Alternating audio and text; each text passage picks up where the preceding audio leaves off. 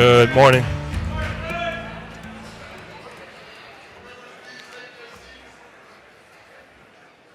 Good morning. We're going to get started.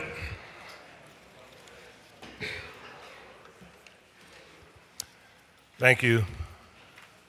The visitors will retire behind the rail. We'll start the council.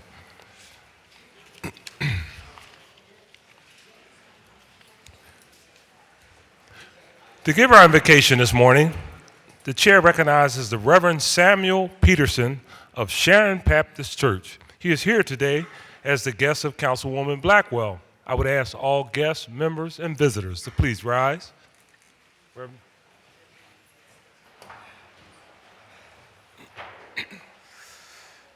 Good morning to President Council Darrell Clarke and to all the men and women of City Council. Thank you for the privilege and honor to be here this morning. Just before I give the invocation, I wanted to just thank Councilwoman Janie Blackwell.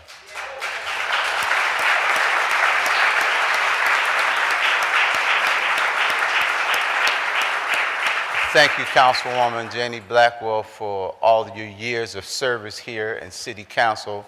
Thank you for every life you've touched, every organization you've helped, every church that you helped, every person that you helped. We just want to say thank you to you this morning. Thank you so much. Let us look to the Lord in a word of prayer. Dear gracious and eternal Heavenly Father, it's once again we come to you.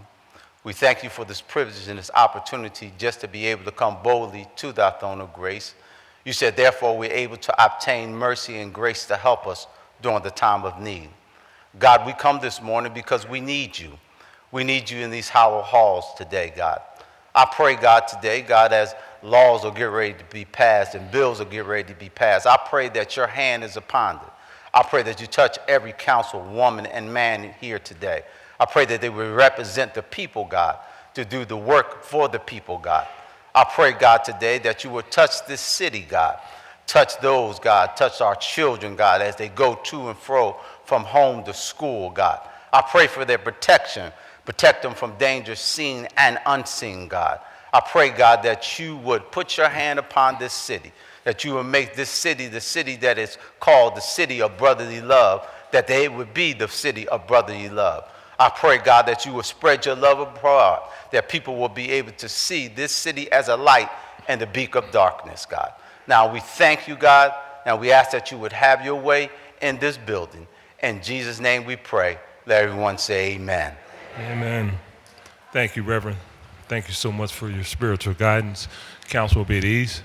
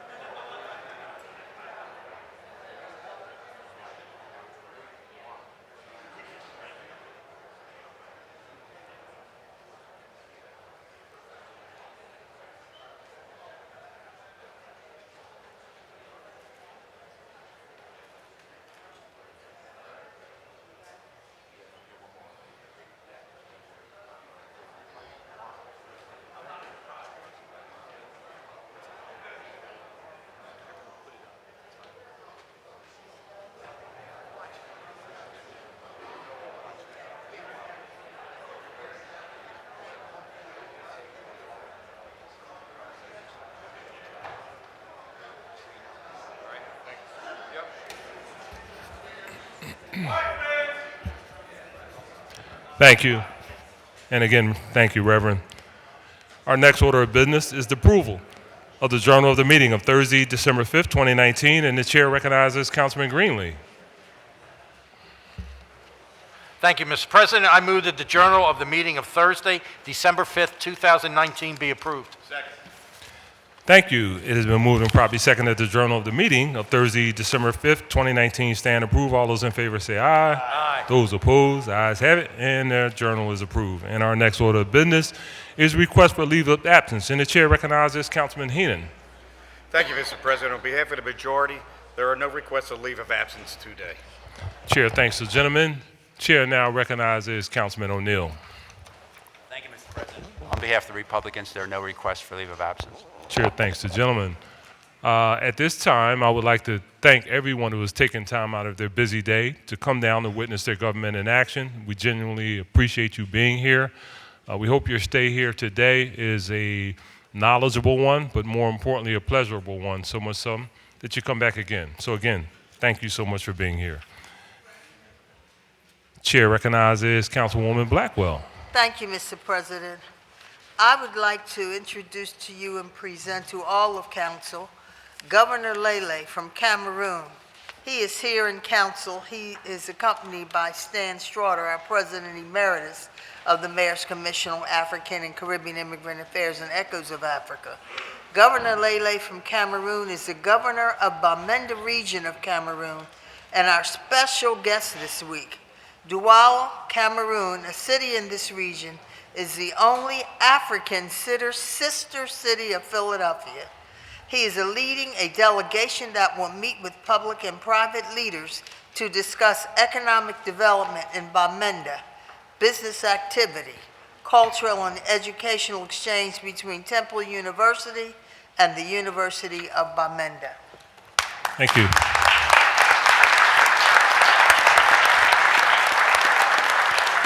Welcome. He's accompanied by his wife as well. Thank All you. right. Welcome. Thank you for being here today. This time, the chair recognizes Councilman Johnson, who will present a resolution honoring John Grady. With Mr. Grady and those accompanying him, please join the councilman at the podium.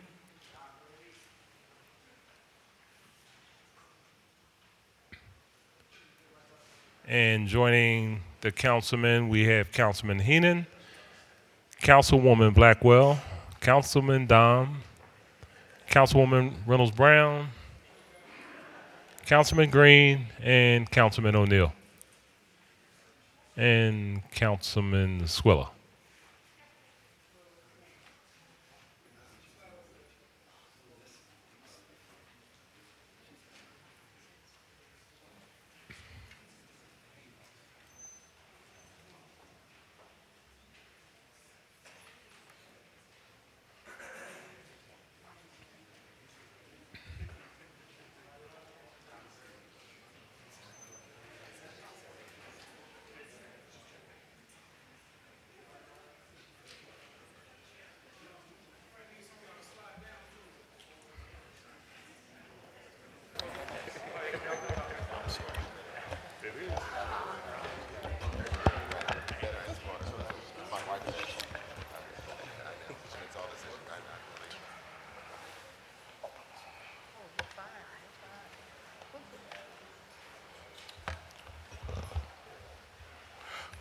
Good morning, everyone. Good morning. Good morning, everyone. Good morning. Today is truly an honor and a privilege to stand with my colleagues to honor an individual who have served with dedication and leadership here in the city of Philadelphia as CEO and president of an organization called Philadelphia Industrial Development Corporation, notably known as PIDC. Most people may or may not know, in deep South Philadelphia, I'm born and raised in South Philly and always had the opportunity to visit a place called the Philadelphia Navy Yard. As a young man, the Navy Yard was a place in South Philadelphia that was an industrial site for our armed services, but under this gentleman's leadership, he worked to transform and create a city within a city with more than 10,000 plus employees to date. That deserves a round of applause. 15? For the record, that's 15,000 employees. Get it straight, get it straight. As a member of the PIDC board, I've also had a chance to work with him on an issue that's very near and dear to me, that's diversity and inclusion. PIDC is responsible for most of the major developments, commercial developments and industrial developments that takes place here in the city of Philadelphia. But under his leadership, he has made diversity and inclusion a priority and a part of his agenda.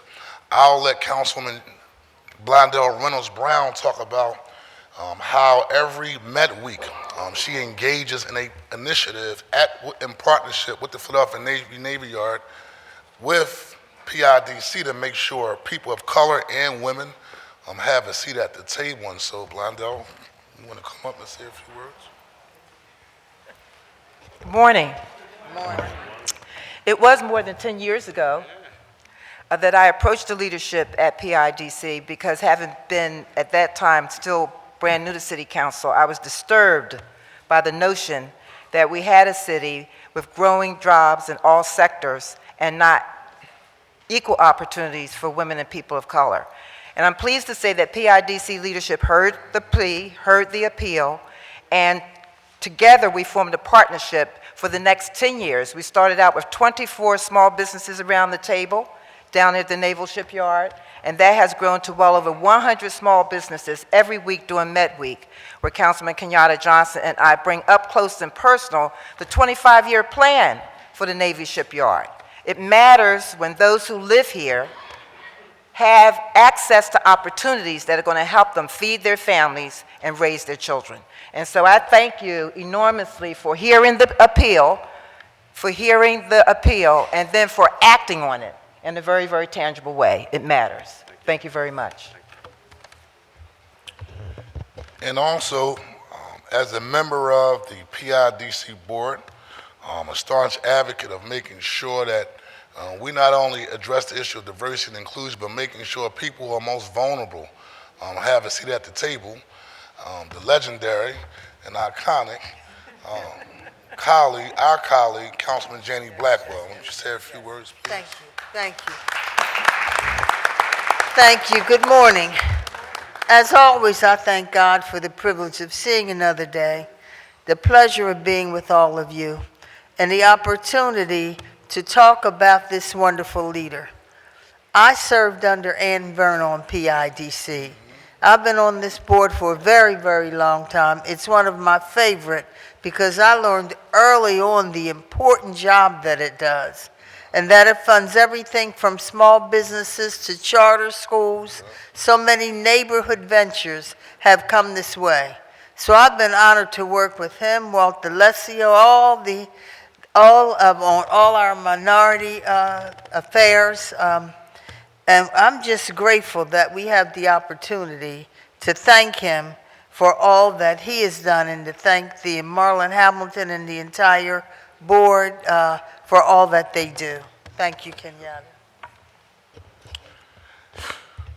And the resolution reads, honoring John Grady on the occasion of his retirement as president and CEO of the Philadelphia Industrial Development Corporation for 21 years of outstanding service to the residents and businesses of Philadelphia.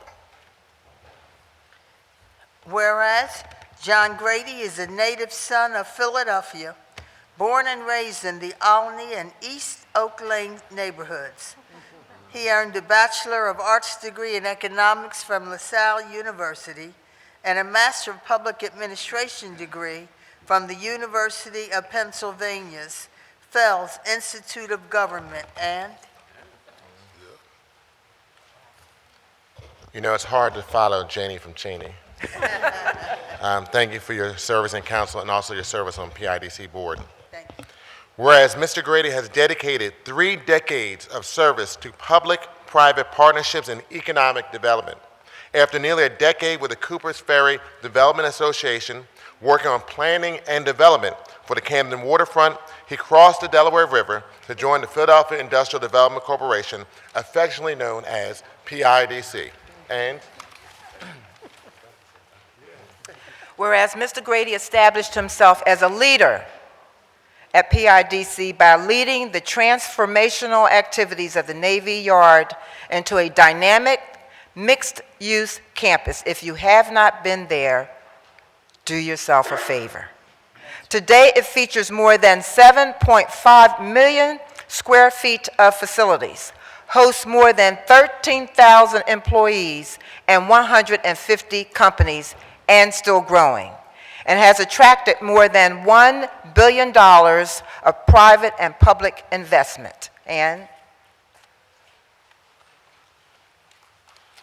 a point of personal privilege, as other members has stated, our working relationship with John Grady as president and PIDC as a whole has put an incredible team together, and it's in tandem with my service here in City Council, as manufacturing and industry has been near and dear to my heart and Philadelphians, as we tried to transform how we do business with the city, tried to transform and talk about a lot of what we have to offer in its diversity and its density and its pipeline to job creation. They have successfully proven that, leveraging the resources, not just with the city, but with the state, with complex deals to make sure that things come to fruition and that we employ future generations of Philadelphians. And that's why I'm privileged to be here today. Whereas in recognizing his leadership, Mr. Grady was named president of PIDC in 2011. Since then, PIDC has aggressively expanded its core real estate and business lending functions. At the same time, it has lent an expert visionary voice to public conversations regarding the city's greatest challenges and opportunities. Recent examples include Philadelphia's coordinated response to the Amazon HQ2 request for proposals and ongoing public conversations regarding the future Philadelphia refinery complex and a lot of its policies that we form here together, and here we legislate to make sure, that it is responsible for the future. And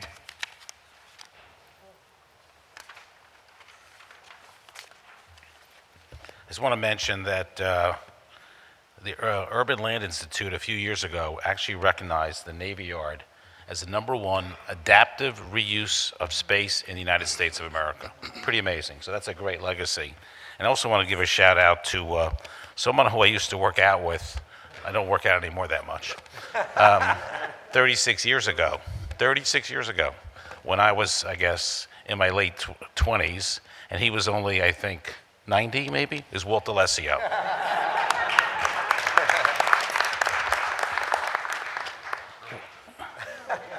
Whereas, in addition to serving as PIDC's president, Mr. John Grady is active as a civic leader, serving on the boards of the Chamber of Commerce for Greater Philadelphia, the Philadelphia Convention and Visitors Bureau, the Collegiate Consortium for Workforce and Economic Development, the East Falls Development Corporation, LaSalle University, and Roman Catholic High School. He also serves as a Distinguished Alumni Fellow at the Fels Institute of Government at the University of Pennsylvania, and thank you. And I just want to say one thing while everybody's thanking John here. I want to thank his wife, Megan, for sharing John with us. And we appreciate everything that you have given us here in the city of Philadelphia. So, whereas Mr. Grady is an indispensable asset to the city of Philadelphia. Fortunately, his move to the private sector will keep him here in the city. We celebrate his decades of service, and we trust that he will continue to dedicate his talents to the betterment of this hometown of Philadelphia. Mark, Megan is here so that John can't change his mind. Therefore, be it resolved by the Council of the City of Philadelphia that John Grady be honored on the occasion of his retirement as President and CEO of the Philadelphia Industrial Development Corporation for 21 years of outstanding service to the residents and businesses of Philadelphia. Further, we resolve that an engrossed copy of this resolution be presented to Mr. John Grady as evidence of council's appreciation. And on behalf of the members of City Council, and I just want to personally say John, I just want to thank you for always having an open door policy, always when I would call you just to get different advice about policy and the work that I'm doing in the 2nd Councilmanic District, always lending an ear. And on behalf of the members of the City Council in the City of Philadelphia, we want to officially present to you this resolution for 21 years of outstanding service to the residents here in the City of Philadelphia. Say congratulations.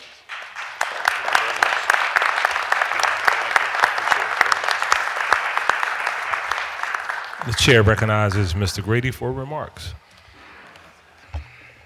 Mr. President, members of council, I know you have a long agenda today and I don't want to extend your day, but I do want to say a couple of things. One is thank you for certainly this recognition today, but thank you more so for your participation and your active engagement in the work of PIDC. More than 60 years ago, council and the mayor and the business community in Philadelphia had this great idea to build a partnership, and it was unique nationally, and it continues to be unique nationally today, where government and the business community work together to create solutions that attract resources to Philadelphia, that build transactions, and that build the kind of infrastructure that's necessary to grow jobs in our city. As a native Philadelphian who's grown up here, who's gone to school here, and who has spent my entire life here, I think there's nothing more important that we can do for our city than to create job opportunities for everyone throughout the city. At PIDC, we talk about the importance of driving growth to every corner of Philadelphia. We've made business loans in the last 5 years to every zip code in the city of Philadelphia except for one. And I won't say where the one is because I'm pretty sure the group behind me will make sure there's a loan there next year. And that sense of partnership is really important. People have a lot of different ideas and perspectives about how to accomplish that task of job creation. And if we all listen to each other, and if we all work to each other and commit to the idea of growing jobs and opportunity, that will stabilize neighborhoods, that will improve lives, and that will make Philadelphia the great place that we all know it is, and that we all know it will continue to be. I in particular want to thank Councilpersons Johnson and Blackwell, who have been long-term serving members of our board. Work at PIDC is not an honorary position. Our board and executive committee meet every 2 weeks, and our council members bring an important perspective to those discussions literally every 2 weeks. And it's the success of that participation and partnership that drives the growth that we see throughout Philadelphia. I also want to recognize all of the folks that are behind us here. PIDC is an organization of almost 60 people. Every one of them is a city resident. Every one of them is committed to the growth and development of our city. And as we look forward to the next generation of leadership in our organization, I know that our organization is well suited to continue to engage with City Council in your districts and across the city to make sure that this perspective about growth and inclusive growth and participation is a message that's well received. The last partnership for me to recognize is with my wife. Smart guy. Megan and I met as students at LaSalle University a few years ago. We dated for a few years, and we just celebrated our 24th wedding anniversary a couple weeks ago. So the partnership with Megan has really allowed me and our family to be actively engaged in the work that we do and in the neighborhoods throughout Philadelphia, and I look forward to continuing that partnership well into the future as well. Thank you again for the recognition. Thank you for the support of PIDC, and I look forward to great things continuing from that partnership. Council biddies.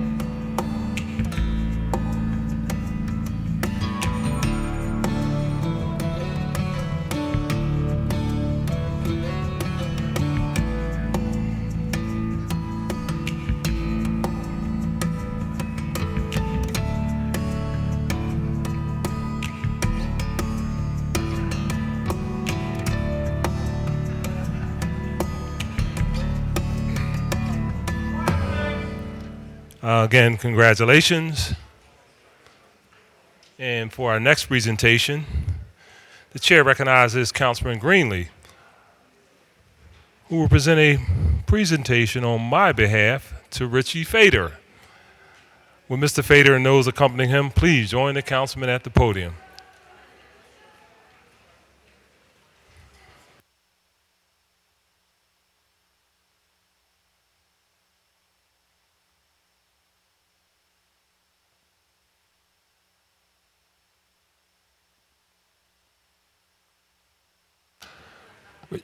Richie, that's the first time a person created a protest by stepping up on the podium.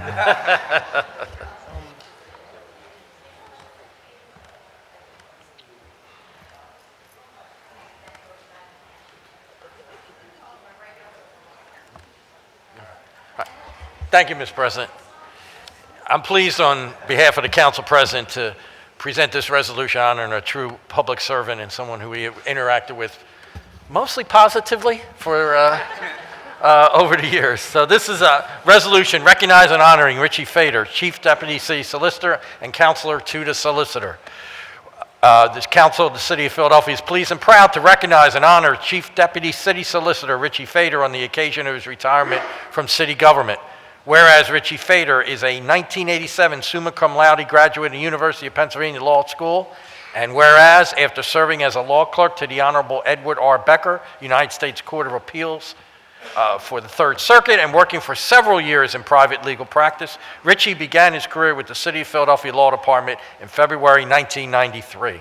And whereas Richie has worked for the law department for almost 27 years, primarily as the Chief Deputy for the Appeals and Legislation Unit, and currently as the Chief Deputy for the Legislation and Legal Counsel Unit.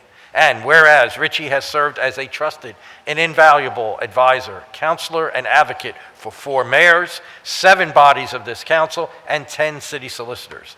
And whereas Richie has worked on and often had a leading role in connection with many of the most important legal issues the city has faced, and has often been considered the person best suited to answer the city's most complex legal questions.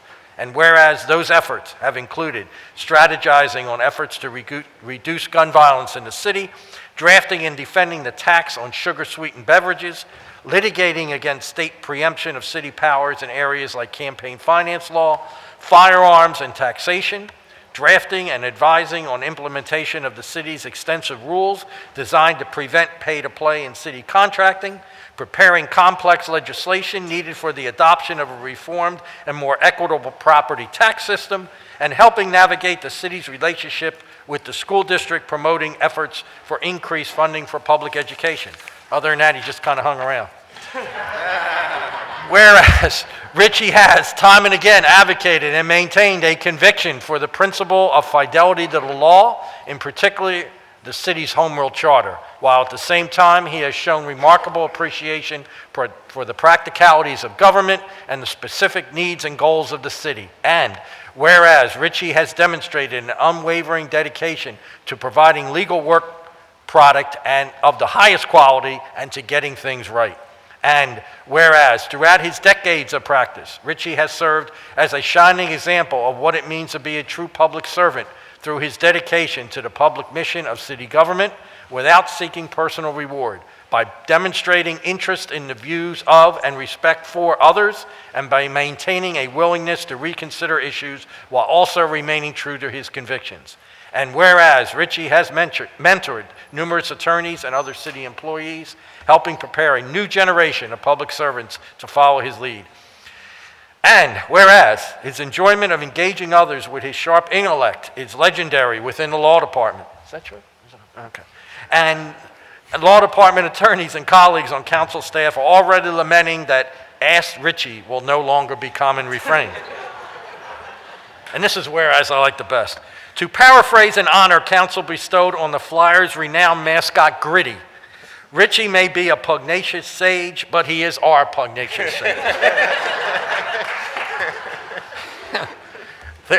Therefore, by virtue of this citation, the Council of the City of Philadelphia hereby honors, congratulates, commends, and thanks Richie Fader on the occasion of his retirement following 27 years of exceptional and dedicated service to the City of Philadelphia and its citizens. We wish Mr. Fader a retirement filled with good health, happiness, and the joys of family and friends, and extend to him the sincere respect and admiration of this legislative body. Richie, thank you for everything you've done.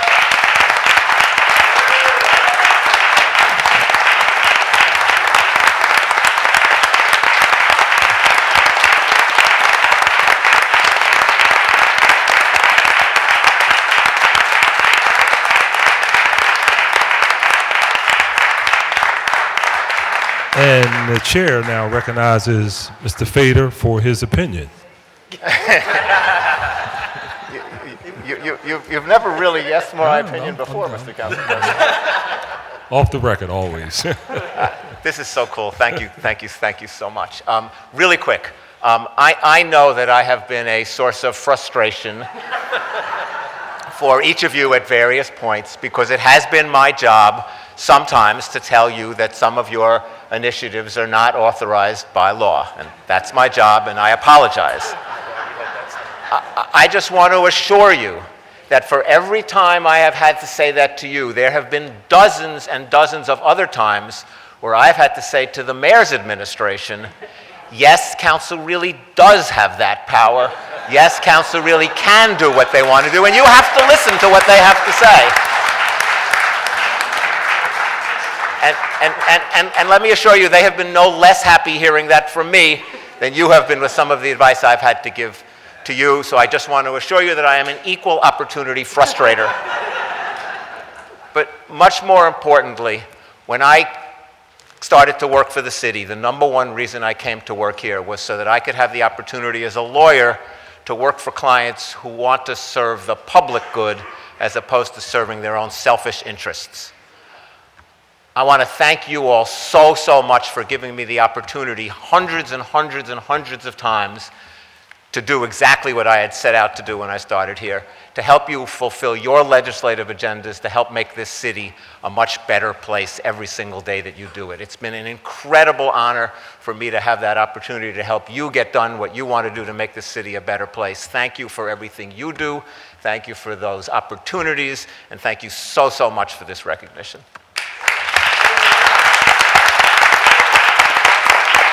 Councilman Biddies.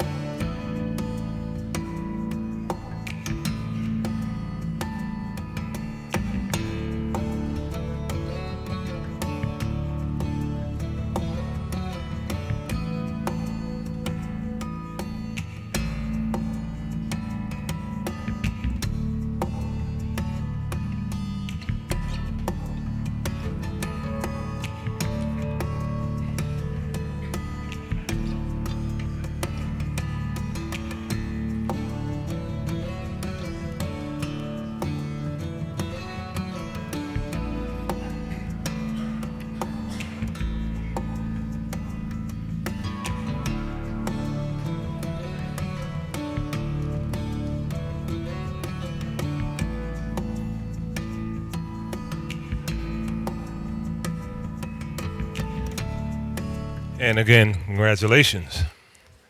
Our next order of business is communications, and the chair requests that the Sergeant of Arms delivers the messages from the mayor to the chief clerk.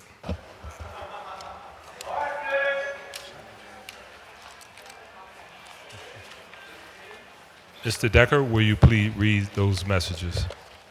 To the President and members of the Council of the City of Philadelphia, pursuant to Sections 4604 and 2307 of the Home Rule Charter, I am today transmitting to the Council the recommendation of the City Planning Commission on the following bills. Bill numbers 190889, 190890, 190892, 190893, 190895, 190896, 190897, 190900, 190901A, 190903, 190913, 190914, 190915, 190917, 190918, 190940, and 190941.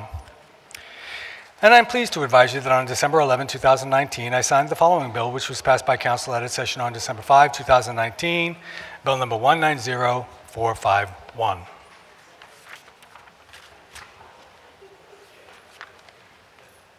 Thank you. Mr. Decker, you have any additional communications? I have none, Mr. President. Thank you very much. Our next order of business is the introduction of bills and resolutions, and the chair recognizes Councilwoman Reynolds Brown. Thank you. Good morning, Mr. President. 37 years ago, I had a chance to attend the first International Association of Blacks in Dance. Our city will be hosting the 32nd Annual International Association of Blacks in Dance this coming January, and so I introduced this resolution. Thank you, Councilwoman.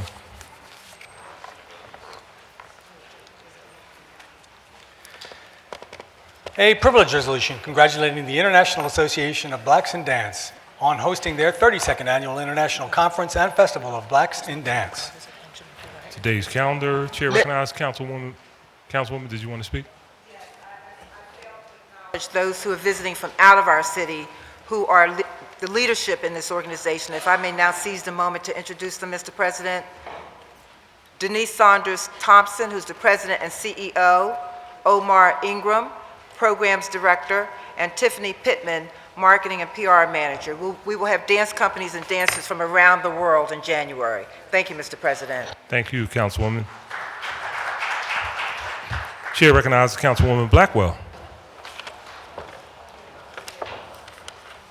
Mr. President, for once I have no bills or resolutions. Thank you, Councilwoman. Chair recognizes Councilman Greenlee. Thank you, Mr. President. On your behalf, I offer one resolution. I want to note it's co-sponsored by, with myself, with Councilman O'Neill, Heenan, Jones, Parker, Green, and Councilman Squilla, who is a Newman graduate, but like most Newman graduates, really wishes that you'd gone to St. Joe's Prep. Thank you.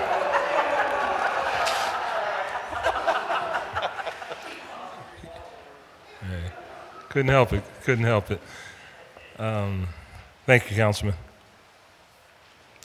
A privilege resolution honoring the St. Joseph's Preparatory School varsity football team on convincingly winning the 2019 PIAA Class 6A state championship. And that will be on today's calendar. Chair recognizes Councilman Heenan. Thank you, Mr. President. I have no bills or resolutions.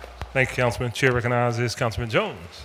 Thank you, Mr. President. I have one privileged resolution. Thank you, Councilman. A privilege resolution honoring the life and legacy of Paul Bud Franzen for his service to our country and his dedication to the Roxborough community. And that will be on today's calendar. Chair recognizes Councilwoman Keona Sanchez. Thank you, Council President. I have one privilege resolution. Thank you, Councilwoman. A privilege resolution recognizing Independence Blue Cross and the Blue Cross Blue Shield Association on their 2019 report that investigates increasing health concerns impacting the millennial population. And that will be on today's calendar. Chair recognizes Councilman Green. Thank you, Council President. I have no bills or resolutions today. Thank you, Councilman. Chair recognizes Councilwoman Parker. Thank you, Mr. President. I have no bills or resolutions today.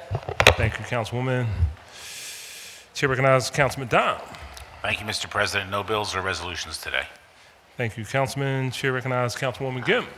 Hi, Council President. I have one privilege resolution today. Thank you, Councilwoman.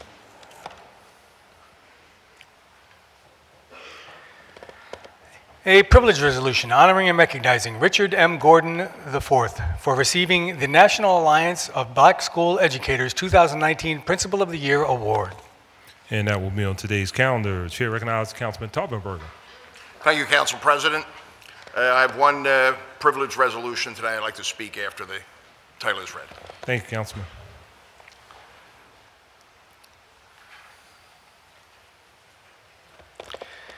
A privilege resolution honoring and recognizing Charles Francis Doherty on Pennsylvania State Senator, a Pennsylvania State Senator and U.S. Congressman from Philadelphia, Pennsylvania. Chair again recognizes Councilman Taubenberger. Thank you very much, and I am honored to do this, as the reason that I got involved in politics at all was because of Charles Doherty. He was a neighbor of ours. He was a state senator, and during his campaign for Congress, he knocked on my door and asked, Taubenberger, can you help me? I did. And this is where I got to. So I thank him immensely, and I thank all my colleagues who co-sponsored this, which was everybody. Thank you. Thank you, Councilman. And that will be on today's calendar. Chair recognizes Councilman O'Neill. Thank you, Mr. President. I have no bills or resolutions. Thank you, Councilman. Chair recognizes Councilman Squilla. Thank you, Mr. President. No bills or resolutions. Thank you, Councilman. Chair recognizes Councilwoman Bass. Thank you, Mr. President. No bills or resolution. Thank you, Councilman. Chair recognizes Councilman O. Thank you very much. I offer two privilege resolutions. Thank you, Councilman.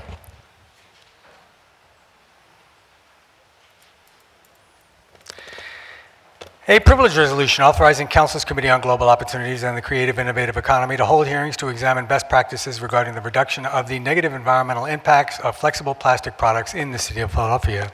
And that will be on today's calendar. And a privilege resolution proclaiming January 13, 2020 as Korean American Day in Philadelphia to celebrate and commemorate the proud heritage of Korean Americans and their invaluable contributions to enhancing the city's culture, economy, and the founding ideals of independence and democracy. And that will also be in today's calendar. Thank you very much. That concludes our introduction of bills and resolutions, and our next order of business is reports from committee. And the chair recognizes Councilman Heenan for a report from the Committee of the Whole. Thank you, Mr. President. The Committee of the Whole reports have 5 resolutions with a favorable recommendation. Thank you, Councilman.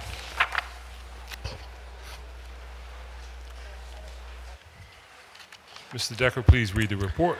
To the President and members of the Council of the City of Philadelphia, the Committee of the Whole, to which is referred Resolution Number 190975, entitled a resolution appointing Greg Muller to the Board of Directors of the Center City District, and Resolution Number 190976, entitled a resolution appointing Clayton Mitchell to the Board of Directors of the Center City District, and Resolution Number 190977, entitled a resolution reappointing Kevin Mickles to the Board of Directors of the City Avenue Special Services District, and Resolution Number 190978, entitled a resolution appointing Carol Watson to the Board of Directors of the Center City District, and Resolution Number 190979, entitled a resolution reappointing Howard Wurzak to the Board of Directors of the City Avenue Special Services District. Respectfully reports that it has considered the same and returns the attached resolutions to Council with a favorable recommendation.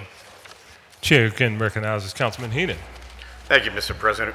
I move that the rules of council be suspended as to permit the consideration of the resolutions 190975, 190976, 190977, 190978, and 190979 on today's final passage calendar. Second.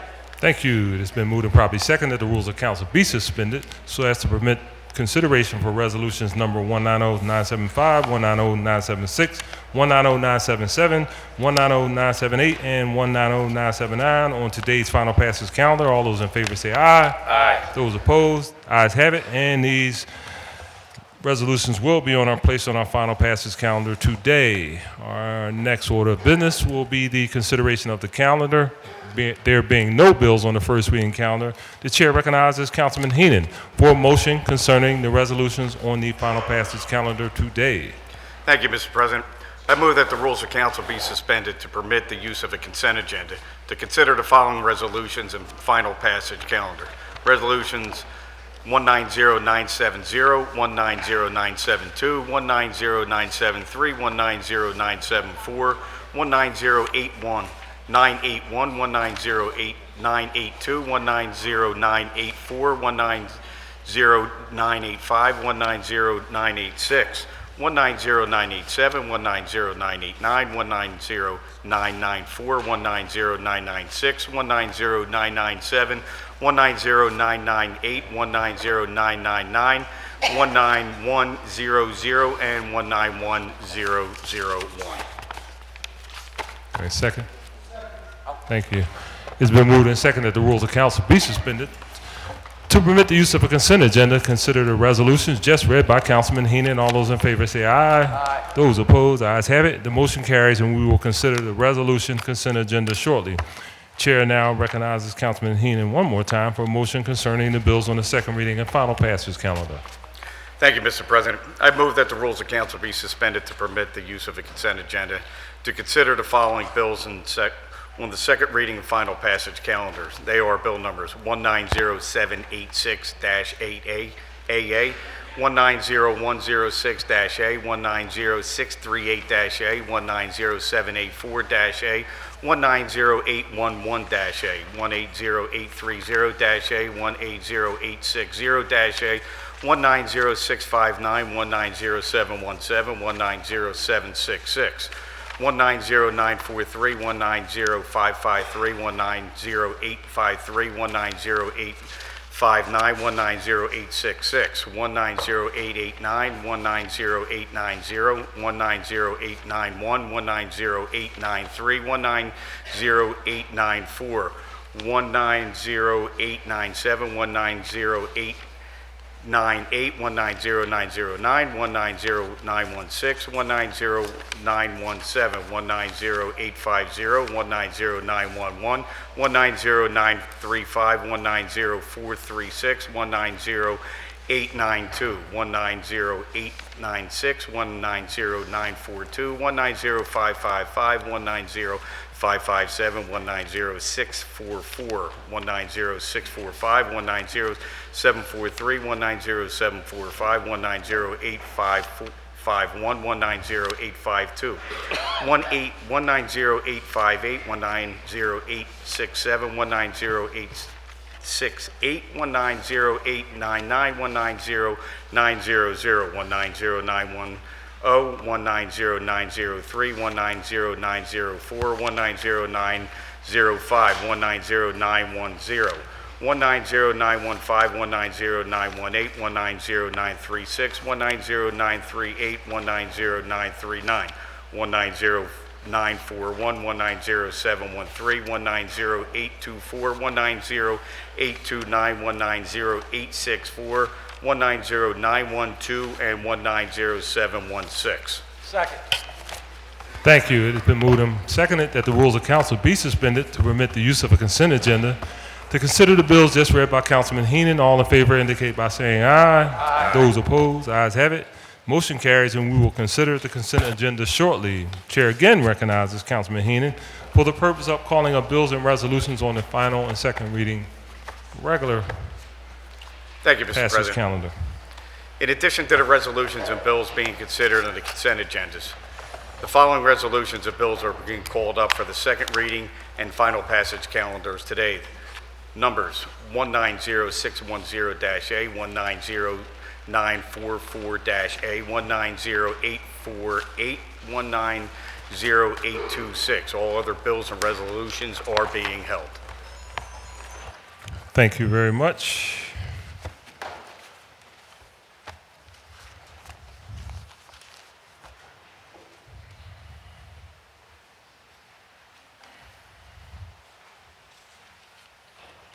Sorry for the delay.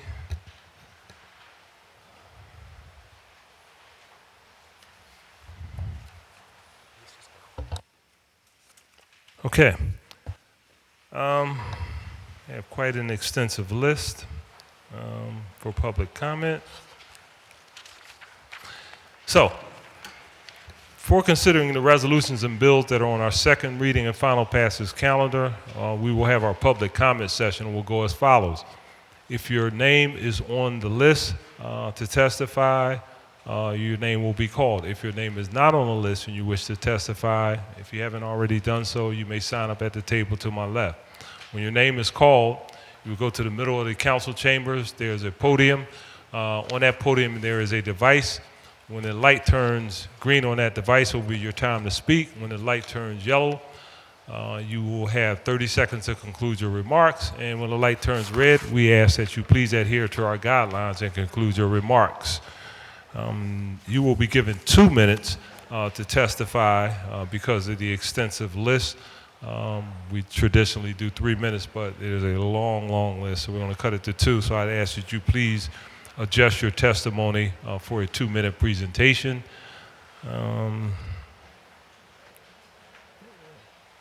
Mr. Decker, you ready?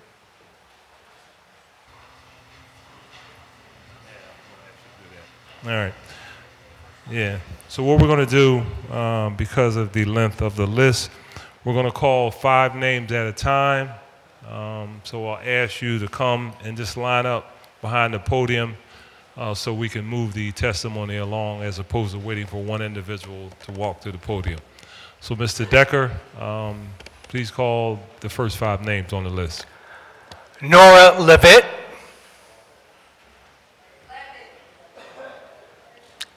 Nora Levitt.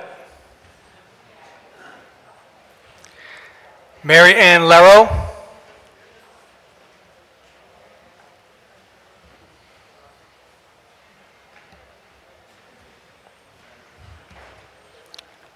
John Scott.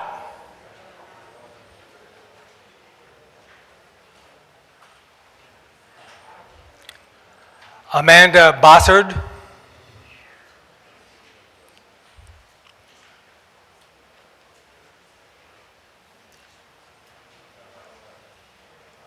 Amanda Bossard. Aaron Wunsch.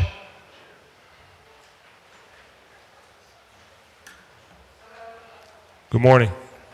Good afternoon, I'm sorry. Okay. My name is Nora Levitt. It was mispronounced. I would like to speak on that bill number 190610A, the proposed amendment to the plastic bag bill. I noticed that the amendment to the prohibition of plastic bags, which exempts certain in-store plastic bags used for perishable foods, etc., up to the checkout counter. And I also noticed that if it doesn't meet these exemptions, that you'd have to pay for the bag. There are some stores that already charge for bags. How much would it be? $0.25 a bag, $1 a bag, $2 a bag? The bill doesn't say. I would like to tell you of my experience as an older person who uses SEPTA transportation to supermarkets and other stores.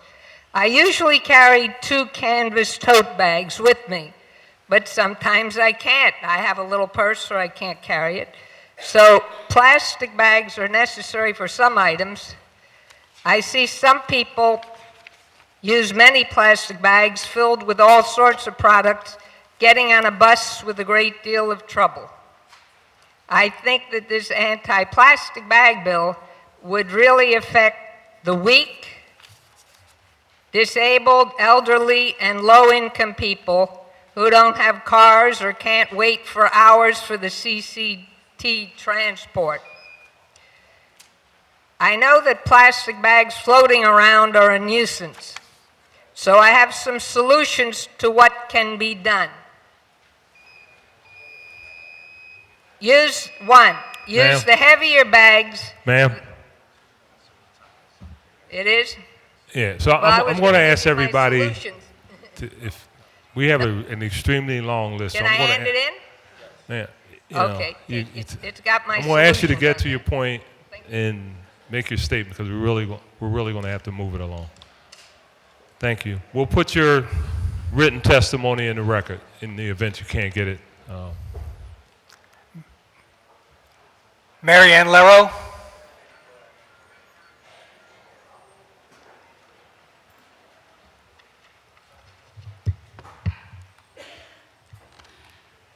Good morning, Council President and fellow council members. My name is Mary Ann Lero. I am here to speak on behalf of the FKA bid. Thank you so much for having me today. So I grew up, born and raised in Philadelphia. Single mom, it was a real struggle growing up. I'm here for the opportunity, that we call the land of opportunity, and that's something that I've been really striving for my whole life. I was able to obtain a property in the Fishtown area of Philadelphia, which is now being burdened by this new 13% tax increase. Unfortunately, a lot of owners were not aware of this tax increase, and I took it upon myself, when I'm not busy inspecting for asbestos in schools, to properly inform them about this new tax increase. This bid, unfortunately, was not transparent in communication, any implementation, or planning for small businesses within my community. I took it upon myself as a public worker, someone who really cares about our kids and is giving back to the community by protecting our public health and safety, to go to these people and notify them about what these terms actually could, do for them, and, the hardship that actually could potentially be behind these terms.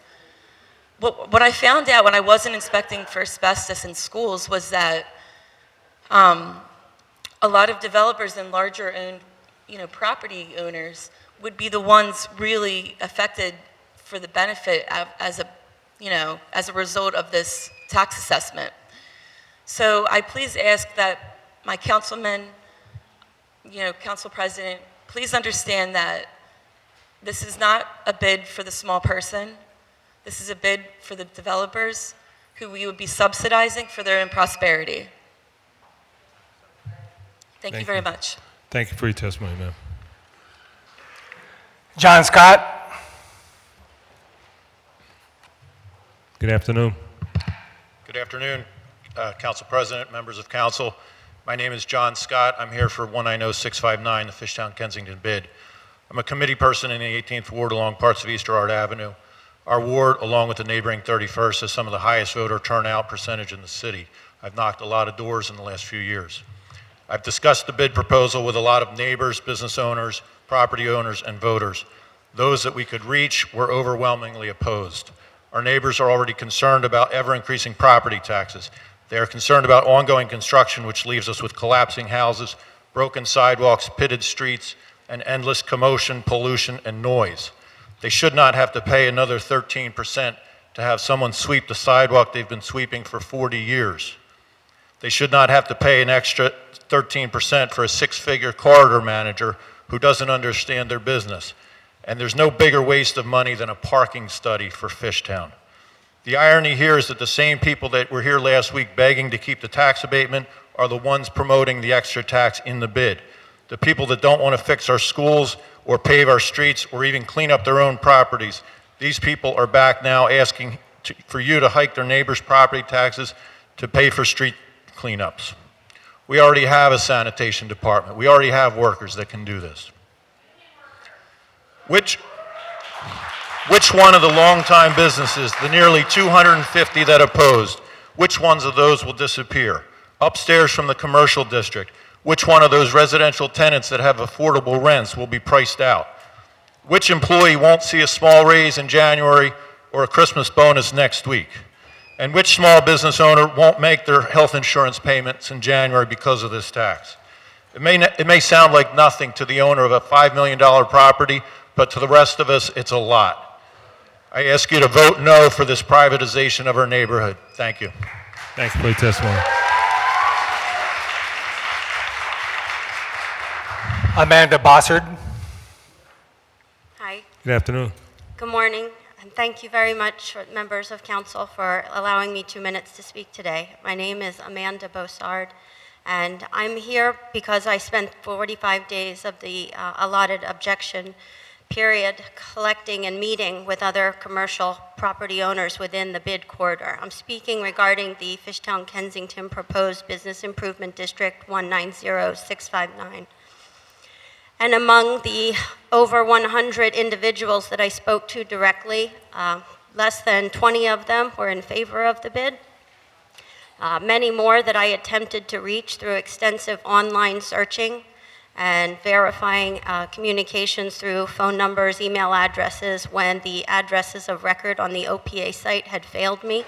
Were difficult to find, but I continued, and there were 230 opposition letters received by City Council, and we successfully met our obligation to demonstrate 1/3 opposition to this bid proposal. In addition, of the 785 properties that are included in the bid proposal, over or approximately 100 or more, 133 is our actual estimate, are ineligible to even by law be included in this business proposal. And we'd like to ask Council to acknowledge that by the letter of the law, this bid has been defeated, and ask you, please do not make us go through the lengthy and costly process of an appeal. I appreciate all of your time, and I hope you appreciate the really authentic grassroots effort that we collectively made. Mary Lero, Justin Turner, Murat Aratan, Zoe Schisler, and many more who walked and know our neighbors and our commercial property colleagues. Thank you. Thank you for your testimony. Aaron Wunsch.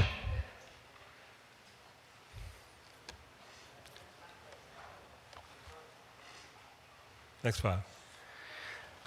Next 5 names: Justin Turner, Zoe Schisler,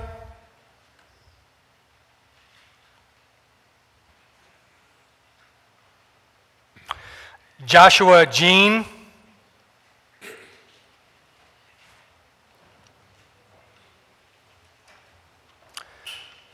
Huiden Mi,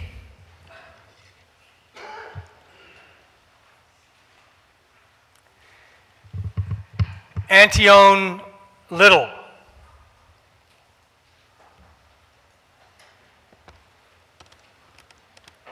Good afternoon. May I begin? Please. Good afternoon. My name is Justin Turner. I'm a social impact investor through Social Venture Circle and Robin Hood Ventures. One of my primary focuses over the last decade has been to reduce blight without causing gentrification, and that is why I'm here in opposition to the Fishtown Business Improvement District. I'm here today as a representative of Wonderland Fishtown, which is a sculpture garden whose mission is to fight modern isolation by bringing the community together in an inspirational setting. We host a wide variety of meetings and events aimed at supporting local artists and increasing social interaction and happiness among Fishtown residents. The proposed fees would be devastating to our mission. We are supported by an attached apartment community which keeps rents as affordable as possible in order to enable people such as artists, restaurant industry workers to live here. We operate at break even, so the increased fees have to be passed on. It will amount to over $25 per month per renter, which will have a huge impact on our residents who are already struggling to stay in their gentrifying Fishtown neighborhood. This bill will directly accelerate gentrification in Fishtown. It is specifically targeting renters who are the group with the least wealth. It is going to force out the long-term residents who made Fishtown amazing. The artists, the punks, the service industry workers, these are the people that this will end up taxing. All for a bunch of wealthy businesses that want someone else to pay to clean up for their patrons, most of whom don't even live in Fishtown. I received no notice of this legislation. I only found out recently when Amanda contacted me. And I spoke to 4 of my neighbors, and they also did not receive any notice of this legislation. Amanda was able to get in touch with over 200 property owners, and 95% of them stated that they were opposed. That is a huge number. The only reason that there weren't enough signatures on time is that none of us knew about this until it was too late. All I ask is that you give us the opportunity to engage in a dialogue and perhaps craft something that is fair to everyone and won't have such a negative impact on Fishtown's long-term, lower-income residents. Thank you. Thank you. Thank you for your testimony.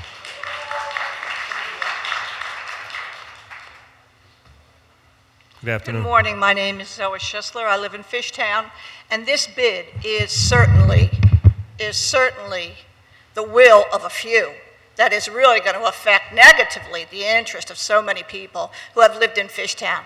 Councilperson Squilla, President Clarke, you've been in our neighborhood, and we thank you for that. You've been a good advocate for us. Don't stop now. I had to go on the 800 block of Girard Avenue. I went from 700 to York. Everybody was really against it. I found a couple of the businesses, out-of-state corporations. I couldn't get a body to sign either for or against. So please don't presume, because you don't have a signature, that those business owners are for. Those business owners might never have been contacted. I tried. I couldn't get them. I found incorporators. Businesses have changed hands. Properties have changed hands over 10 years. I couldn't get the body to get the answer. What I did, though, is I went in my neighborhood, 1 hour and a half, that's it, rainy Thursday. Half the people weren't there. There were 30 people who had to vote in Fishtown. 30 people, 27 said no, very opposed to the bid, and opposed to the bid for a good reason. We're already cleaning our streets. You know that, President Clark, you know that.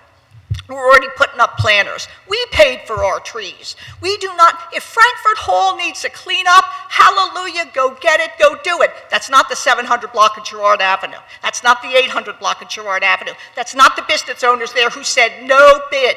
Take those shovels down, President Clark, and bury this bid. It does not help the residents of Fishtown. I live there. My neighbors vote there. We clean up there. We don't want, forget parking. We can't even get sunlight anymore with those darn 6-story buildings. Okay, they're up. Enough, enough. We need you to be on the side of your constituents and say no to the bid. Thank you. Thank you.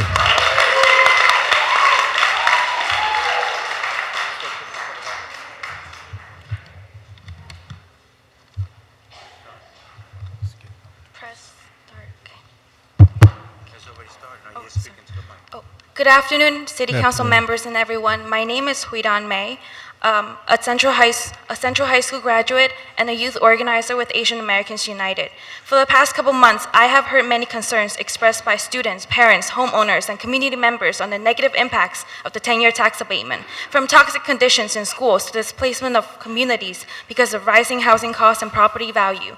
These are the realities that the tax abatement has brought. Therefore, I'm here today to ask the City Council members to vote no on Bill 190944 and prioritize our youth and low-income communities over developers. We are still suffering from the budget cuts 8 years ago that left schools with a shortage of staff, counselors, teachers, nurse, and school resources. We are too familiar with the names Pierce, Palumbo, Ben Franklin, SLA, Meredith. This year, one of our youth leaders from SLA testified before the school district.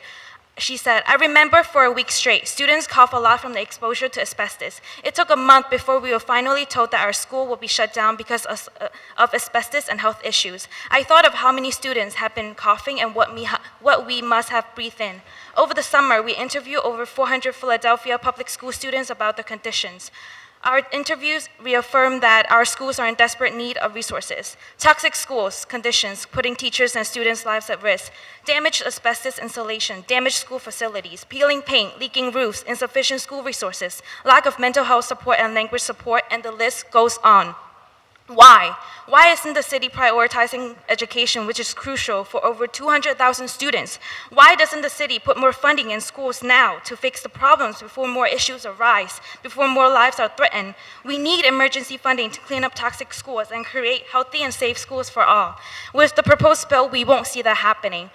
That is why we're asking our city council leaders to vote no. That is why we will continue to push for an end to the abatement alongside movements for land security and affordable housing. Vote no for our young people, for the future. Thank you.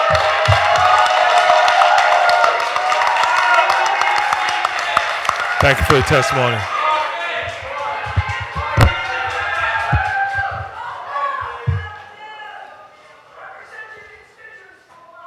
Good morning. Okay. All right. Folks. Let's respect the speaker. I'm fine. Good morning. I'm here to speak about bill number 190944. Last week when I was here and I spoke to this body, it appeared that this body was where we needed them to be on this bill. Now it appears that this body is ready to vote on a developer's bill. When will this body stand up for the citizens of Philadelphia? When will this body stand up for the students of Philadelphia? As a parent of 3 Philadelphia public school children, I travel far and near to speak on these issues about our children. Our children demand and need better. They deserve better. They don't deserve a watered-down bill that caters to the developers and slight the children. They demand a bill that stands up for not only our children, but for the educators, for the staff members that are in these buildings day in and day out, taking care and providing a positive and good education for our children. Our children need and deserve better. I'm here today to ask this body to vote on a bill not only that eliminates the 10-year tax abatement, because that's what's needed. The 10-year tax abatement needs to be ended completely. We don't need a 50% over 10 years. We don't need this bill to start later on down the line. We need that bill to start now, because at the end of the day, T.M. Pierce is out of their school. Meredith is in a school that's being cleaned. SLA, Benjamin Franklin is now on Allegheny Avenue. Why? Because they can't get an education in the building that they're supposed to be in. So today I ask this body, for once, take care of the citizens of this city and take care of our children who are our future and our prized possessions. Thank you.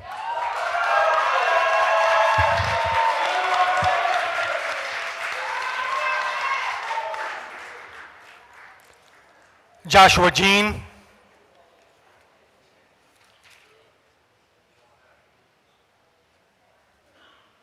Not here. Next five. Next five speakers. Mandy Duong.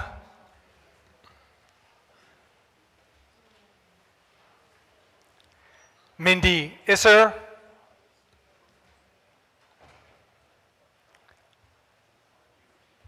Peg Shaw.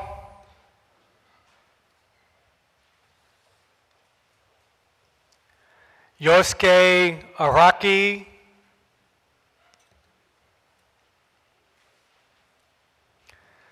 Samantha Hubner.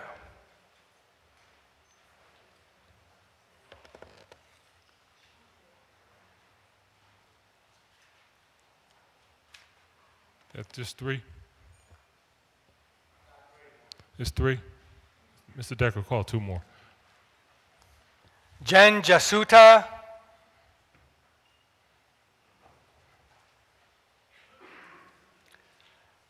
Maurice Sampson.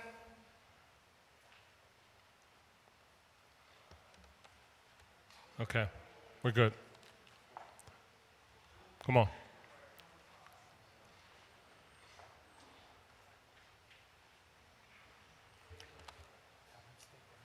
Right now? Yeah, please remember to state your name for the record when you start. Can I make this taller? I'm tall. My name is Mindy Iser. Can I start my thing? Okay. I'm a member of 2 on 5 People's Alliance and DSA. I live in Point Breeze, and because I bought a rehabbed home, I had a tax abatement, but then I canceled it. Here's why. This is a racial justice issue. Think about who is receiving the abatement.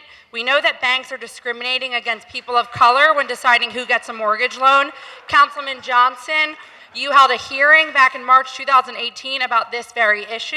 You called it a public hearing on racial disparities in home lending. Council members Green, Reynolds Brown, Parker, and Heenan, you were all there. So you all heard that Black Philadelphians are 3 times as likely to be denied a home loan as white Philadelphians. 3 times. So it's fair to say that white people have more access to mortgage loans in Philadelphia, which means that mostly white people are getting property tax abatements. And where would that money go if those with abatements paid their fair share of taxes? To our public schools, where the overwhelming majority of students are children of color. The abatement takes money from supporting the education of young people of color and puts it directly in the pockets of wealthy developers and white homeowners. Why are you all continuing to widen the racial wealth gap? Let me make some things clear. I would have bought my same home without an abatement. The abatement did not influence my decision to buy a home or my decision of which house to buy.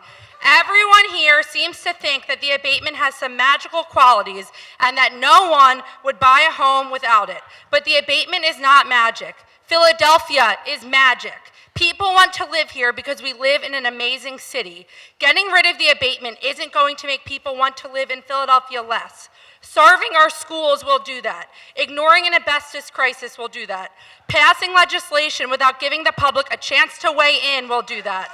Having elected officials who make backdoor deals with rich people will do that. Real estate developers, your friends who are helping you write these abatement reform bills in your backroom meetings away from public view, keep threatening doomsday scenarios that you end the abatement. Ma'am, Can I just finish my sentence? No, we're going to wrap it up. Construction will screech to a halt. I know he's already done that before. Cranes will fall from the sky. Alan Dahl might actually have to take his city council salary rather than raking in millions of dollars from his condo kingdom. Cut the mic.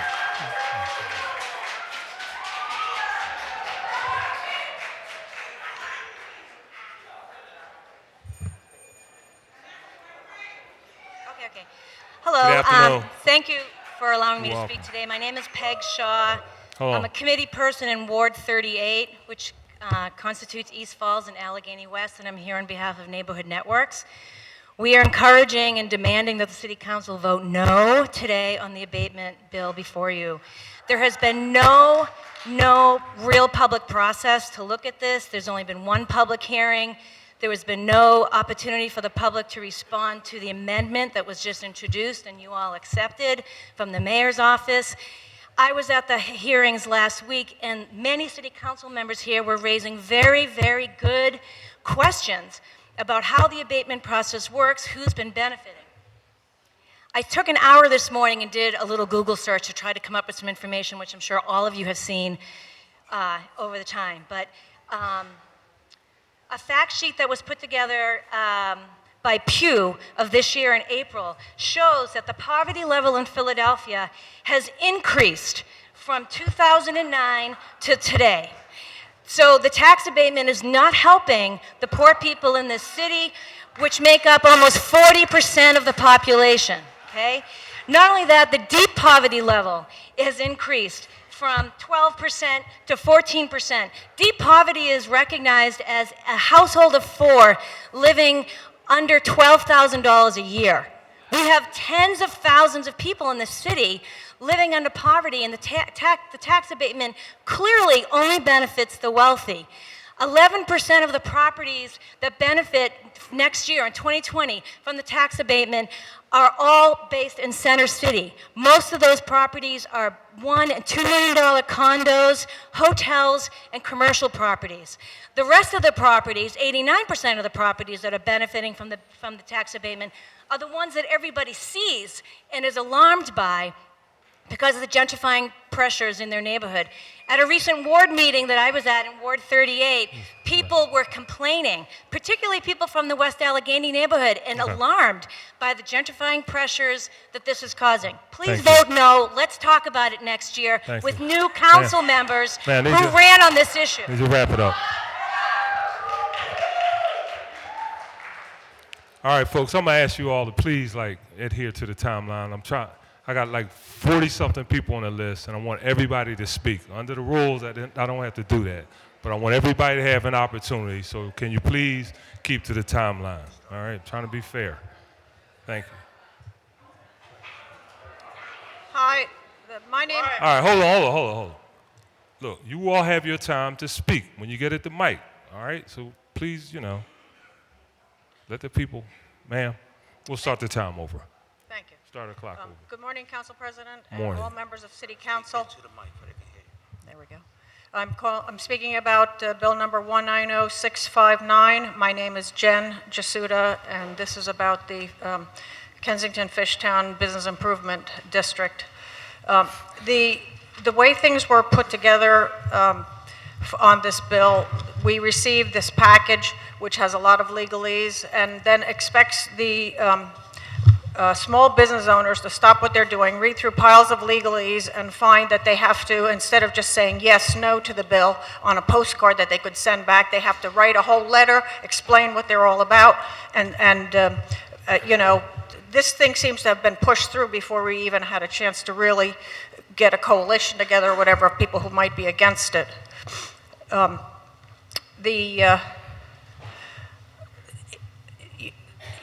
was if there was a postcard in there where you could tick a box, I think it would have been a better situation. A lot of people I know did not get this. There's a lot of people who don't even have the time to read these things because they're chasing like maniacs as small businesses wearing 60 hats.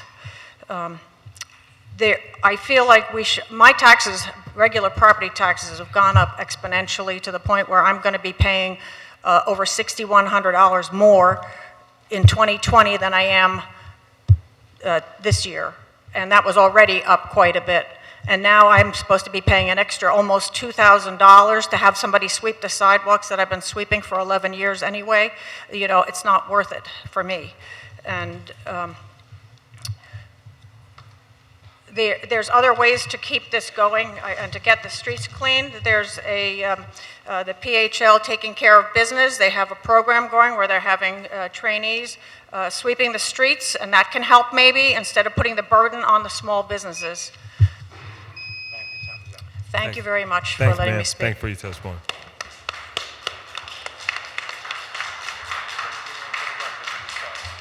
Hi, my name is Yosuke Araki, South Philadelphia. It's my understanding that the plastic bag ban bill has been altered to not require businesses to participate by not enacting any penalties if they don't comply. So I'd just like to take a few moments for everyone in the room to kind of mull over how efficient a bill is that is voluntary for business owners to participate in.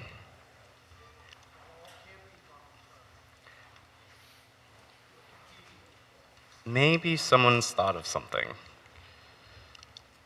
I'd love to hear what they have to say. Now, if members of the council that are responsible for the provisions to the bill from its original form that renders it utterly useless wouldn't mind, with great pride, just raising their hands for everyone to see.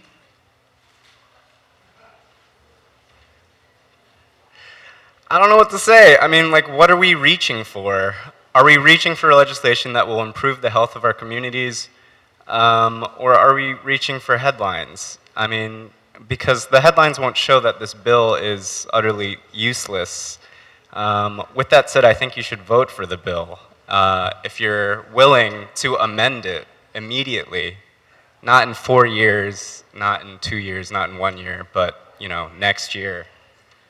What we're dealing with is the support of the fossil fuel industry, who produces the millions and millions of plastic bags that are produced that immediately get thrown in the trash, only to make their way into the water that you and I drink, into the air that we breathe, that cause cancer clusters from burning in incinerators.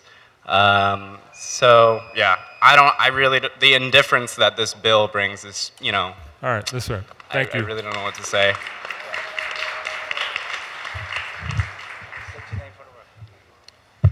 My name is Maurice Sampson. I am the Eastern Pennsylvania Director for Clean Water Action. I think I share with all the people who are parents in the room the great joy one gets in watching your child open a gift and that look on their face. It's almost better than being a child and getting the gift yourself. Last week, in adopting the amendment to pass the plastic bag bill, you essentially have all become elves to Councilman Squilla because you packaged the box. The problem is the box was packaged by Mayor Grinch because the bill is deficient. And there hasn't been the kind of time to have the kind of conversations that I would have with all of you, nor have you had the opportunity to make the kind of corrections that I know you would make if you had the time. Now, I have asked in letters I have sent to all of you, and that some of you may have read in the op-ed that's been posted this morning on Philly Plan, that we should table this bill. I don't think we should table this bill. But I do think what we need is to know that more than Santa Claus Squilla is going to step up and make sure that this is going to get corrected. Because although I've worked with a lot of you, and I know you to be people of integrity, if you don't know what it is in the package, how do you know and how can we be assured that when this comes up in the next session, it's going to come up early, and that we're going to work to make it work. What I would really like is for me as a parent to not deliver this empty gift to my members and to your constituents, and for us to know that you are behind Councilman Squilla, that you make that public statement, that we're going to make this work. And then let's have a great holiday, and thank you very much. Thank you for your testimony. Next five. Next five. Next 5 speakers, Ang Sun, Murat Aritan, George Gould,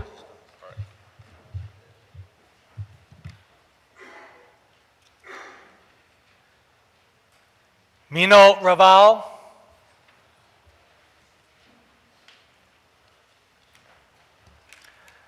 Marissa Johnson Valenzuela,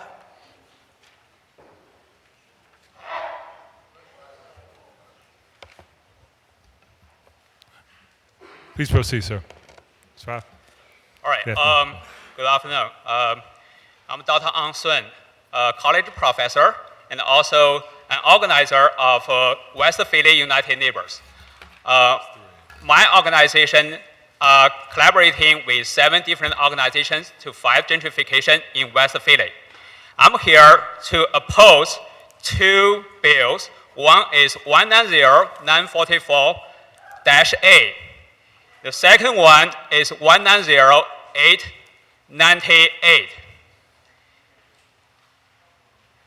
For the developers, there are 2 golden apples in their basket. One is this upzoning, the other is this tax abatement. Okay. The tax abatement was good for Philly for a while, but it has been obsolete. It should be abolished completely, not amending it. I have been living in university for 17 years since I was a student. Then I was renting, only paying about $400 per room. Now I'm a homeowner, and I heard my students are paying like $1,700 per month. That is ridiculous. The developers are overdeveloping University. Within 4 blocks of my home, we have 17 developments. They are building over 2,000 units. I have been displaced, not because I couldn't afford the mortgage. It's not financially. I was displaced recently because a contractor is building a 7-story multi-unit building next to my door. And I have a newborn. All right.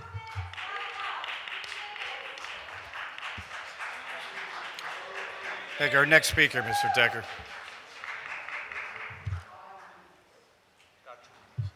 Hi there. My name's Murat Aritan. I live at 111 East Girard. I'm a Longtown, Fishtown resident, born and raised, 3rd generation. This is about the Fishtown, Kensington area bid development. Let me start by saying I am one of your constituents, and the majority of the 200+ objection letters that your constituents and me and my partners went around to collect, these letters, by talking to my neighbors and friends and property owners with our own time and money, something that the bid people never did. They never went and outreached anybody. They did minimal to non-existent. Nothing was done to outreach the business owners, to the actual communications with the people and the businesses that would be affected. For a group with the name business in it, they did not really care about them and what they are proposing to do and what they were going to do with it. And if you know my neighborhood, which you should if you represent us, you will know that we are exactly that, a neighborhood. And the majority of the bid corridor are not businesses. In fact, 80% of the area affected are rental properties, homes, and residents, some of which are low income and for seniors and for people who are just getting by. Take Newman Building, for example, that houses more than 100 seniors. They will have their rent increased next year if this passes. And the property that owned by longtime residents like Frank Richie and Mike Morawski and others who rent to low-income people, why should these people, any of these people, pay for something that only Paul and Johnny Brenda's and other people in the nightlife industry will get the money and rob us? That's wrong.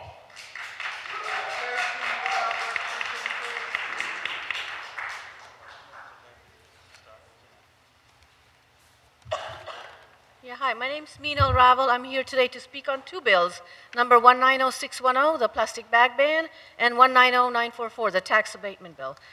Last winter, when we first met with Councilman Squilla about this bill, our concern was the force the plastics industry would retaliate with.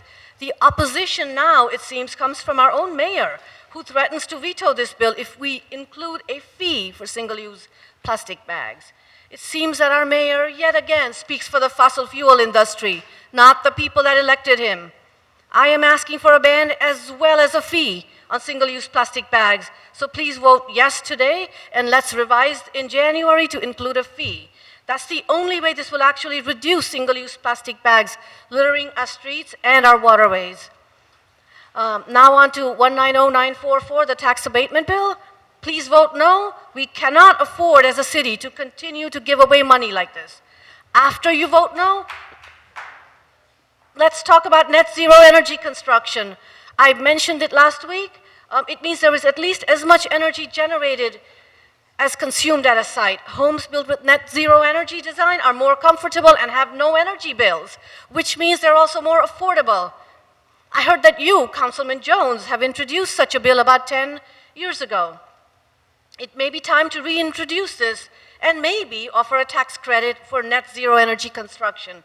To learn more, please read or listen to episode 27 of Philly Talks Climate. Thank you.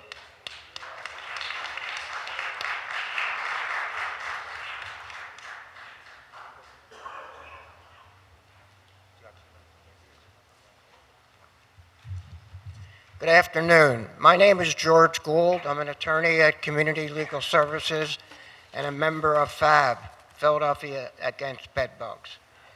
I am here today to talk about the Bedbug Remediation Bill, 190106. We have worked on this issue for over 4 years. At the committee hearing, we were not informed before the hearing that there were significant amendments and the bill was effectively gutted. However, we have been working with the sponsor, Councilman Squilla, to get what we believe are significant amendments. And the bill has been amended, and we cautiously are supporting it.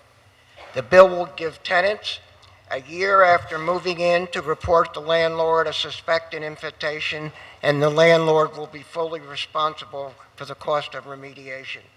In addition, if a tenant discovers infestation in other units in the building or an adjacent row house, they have 6 months to report an infestation in their unit, and the landlord will also be fully responsible for the full cost of remediation.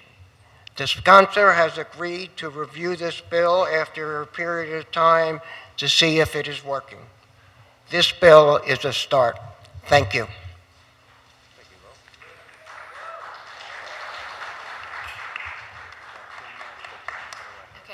Hi, greetings. My name is Marissa Johnson Valenzuela, and I am a professor at Community College of Philadelphia.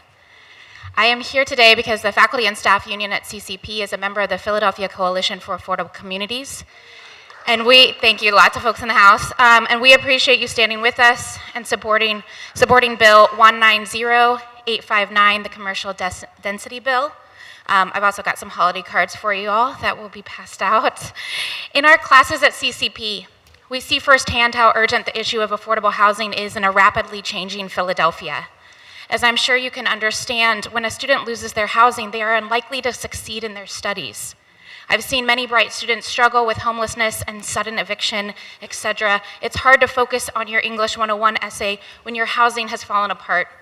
These students stop coming to class, they lose hope. Despite the fact that they can do the work, they struggle to continue to see college as a viable option. Over half of CCP's students qualify for federal Pell Grants, and nearly all of our students and so many of our faculty and staff members are living paycheck to paycheck. Housing is a human right, and we can and should do better by all Philadelphians. This bill is an important step in the right direction. And this bill is a lot better than the for-profit housing CCP's administration and board of trustees gave away to developers to make a profit on CCP's public land. We will continue to support initiatives that truly help our students and our members. Thank you for supporting Bill 190859. Thank you. Thank you, Mr. Decker. Our next 5 speakers, please. Dominique Howell, Joe Danahill,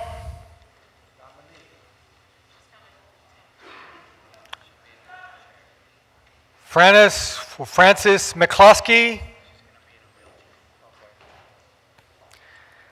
Evan Kassoff,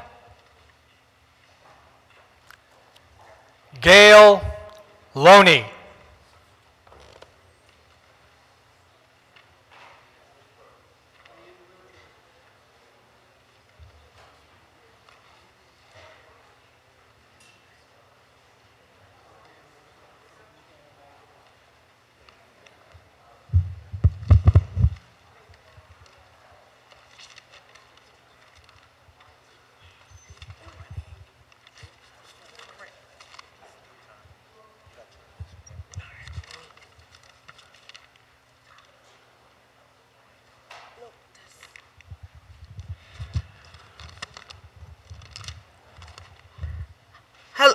Hello, my name is Dominique Howell.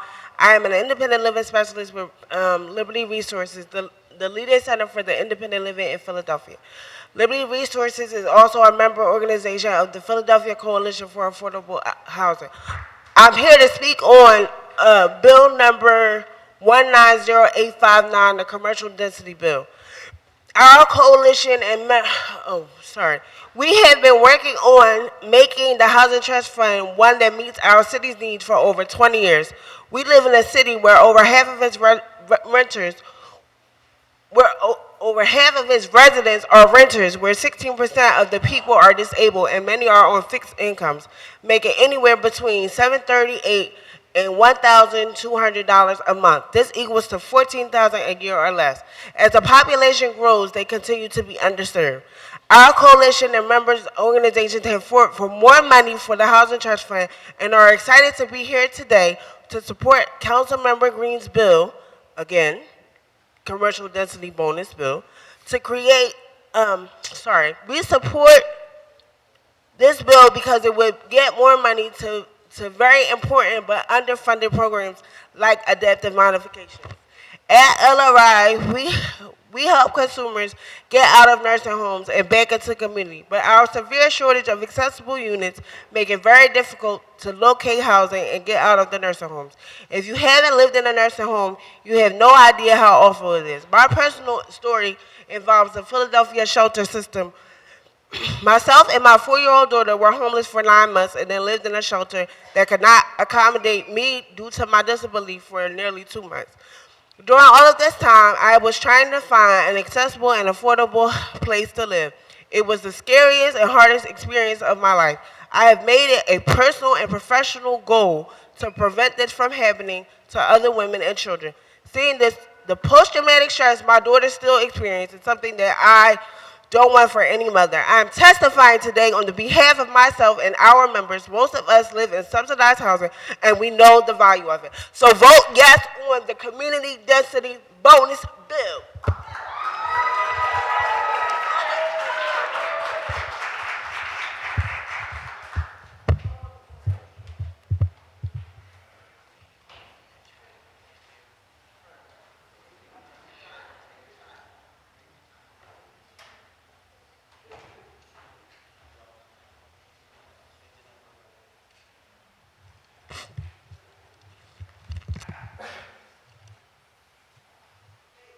This is an official decree of the people, Remendamus quo warto, as such requires immediate action and remedy. Every week, council, mayor, governor, and others transfer private property to government, probably illegally and unlawfully. In the 1770s, the government in Philadelphia was stealing people's private property, causing the people to draft the Declaration of Independence and the U.S. Constitution. Clearly, history is repeating itself. As the government that stole my home, stole my just compensation, asked the people to turn in their arms, as the Redcoats did. Has Philadelphia stolen thousands of homes, as court filings indicated? Did men die on December the 7th, 1941, for this type of government? Failure to perform a known duty or task is treason and requires your prosecution. The Constitutions require immediate remedy of this breach of law, breach of close, breach of fiduciary duty. Your oath of office requires you to act or face prison. 42 U.S.C. 1982, 1983, 1985, 1986, 1987. 18 U.S.C. 241, 242, 2381, 2384. PA Constitution, Article 1, Sections 1 through 28. 26 PA CSA, 703, 705, 708, 709, 711, 712, 713, 716, 902, and other laws listed in SCOTUS 1589-65, 141330, 144056 appear violated. I call on the federal and Commonwealth governments to perform their constitutional obligations, to investigate and prosecute all involved in the theft and illegal deed transfer of my home, 1038 West Wyoming Avenue. The denial of God-given 42 U.S.C. 1982 property rights for 25 years is egregious, extraordinary oath filing and requires immediate remedy. A just government must obey the rule of law. This color of law government must have its charter to govern revoked until a constitutionally compliant government is installed. I remind council, it takes a lot of cooperation to create and allow all of this monumental corruption and taxation without representation.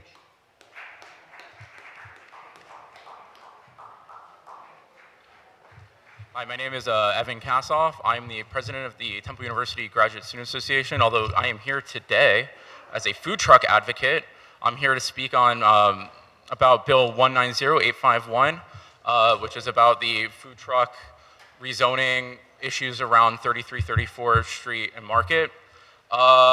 Food trucks serve a vital role in the fragile ecosystem of university food services. Students rely on food trucks because they are less expensive than options provided on campus by Drexel and Temple's food service company, Aramark. Additionally, the trucks, through their owners, employees, and menus, provide a sense of cultural diversity and sincerity precipitously lacking in any campus dining hall. The dreams of immigrant and low-income families to build a business by making food they love are at stake when corporations like Aramark act in conjunction with major institutions like Drexel or Temple to clear out the competition. This is a food scarcity issue. This is a jobs and working families issue. This is an issue at the heart of the American dream. These businesses have succeeded on shoestring budgets, razor-thin profit margins, and competition from all sides. Yet now this proposed bill will see the government interceding on behalf of a large corporation at the expense of the little guy. I see that there's a couple other bills today that have the same flair, and I think it's terrifying that it's like 9-1 or something, like all but one Democrat city council is running all these bills through about the fish town, about abatement, about the food trucks, against the little guy for big corporations. Come on, guys. We're better than this.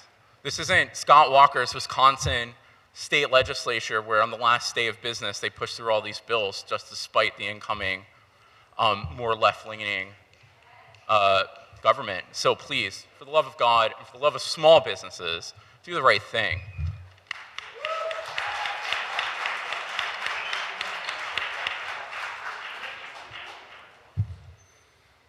Good morning, everybody. My name is Francis McCluskey, and I am a college graduate, but I guess that doesn't count for much because I'm a low-income citizen. I work in the retail industry, and in the retail industry, yes, we use plastic bags. So I'm here to express my opposition to this plastic bag ban. Block the ban! I do not want to lose the only job I have. It's part-time, and it at least is something I can at least survive on. I don't want to lose it. Before I had this job, I was unemployed for 8 years. I went to company after company after company. I was living off my parents like a baby. I'm an adult. When my parents died, I lived off my sister and my brother-in-law like a baby. I want to live like an adult. I want to keep my job. Do not ban plastic bags. I work in the supermarket industry. A supermarket finally said yes to me when I was asking for a job. Supermarkets, like me, do not want to see plastic bags blowing through the streets, ending up in our rivers, or God forbid, around the necks of animals. They want to find more efficient ways to handle plastic bags. Sit down with them. Talk to them. They want to hear from you. They're willing to work for you, work with you. I do not want to lose the only job I have. I'm struggling to find another one. I do not want to go through 8 more years of unemployment. Don't make me suffer through that. I don't want to go through that ever again. I don't want to be unable to pay my bills. I don't want to rest on my sister's shoulders. She's struggling too. I may break her shoulders as an adult if I have to sit on hers. I want to keep my job. I don't want to lose it. Find more efficient ways to handle plastic bags. Don't ban them.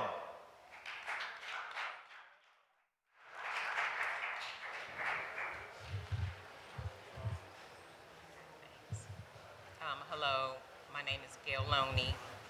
Does that work? Hello, can you hear me? Hello, my name is Gail Loney. I am a retired compliance analyst, and I live in the 5th District. So I'm talking about Bill 190944 and 190553.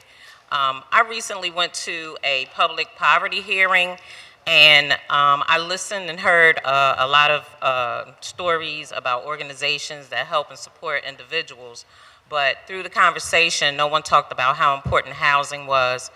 And what you don't realize is that housing is a huge issue around poverty. People are being moved out of their homes. People are being displaced through higher taxes, sheriff sales. They're aging out and have nowhere else to go, and they have no one to help them. In effect, losing your house, like someone said earlier, with regards to children, it has an effect. If a child has to keep moving and moving, they can't get the education that they need because they're so busy worrying about where am I going to stay today, where am I going to stay tonight, how am I going to eat, where am I going to go tomorrow. The abatement was to bring development and jobs and beautify and add growth to our communities, but the flip side has been ignored. People of color are not getting many of these jobs. Our communities are experiencing great disruptions socially, emotionally, environmentally. You have no way to get out your neighborhood because there's so many developments all over the place. You have to reroute yourself in traffic, you know. And so with the high impact developments, now you're saying that the communities have to decide amongst themselves how to get these community benefits from these high developers. And it's a problem. I want you guys to realize that we're people just like you, and you need to think from a more compassionate way when you write some of these bills. Thank you. Mr. Decker, our next 5 speakers, please. Mandy Duong.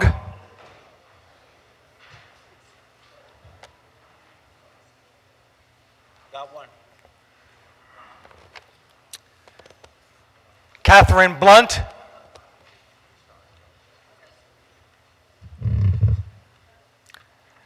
Jacqueline Wiggins.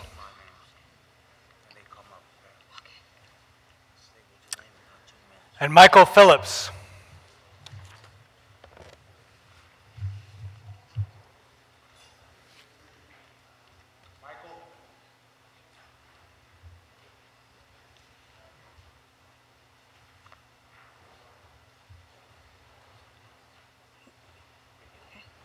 Hi everyone, my name is Mandy Duong.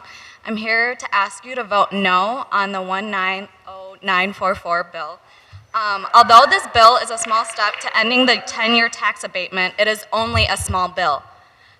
It is only a small step that will take way too long to get funding into our schools. I'm currently a student teacher at Furness High School this year, and the 10-year tax abatement has contributed to a lot of structural barriers for my students.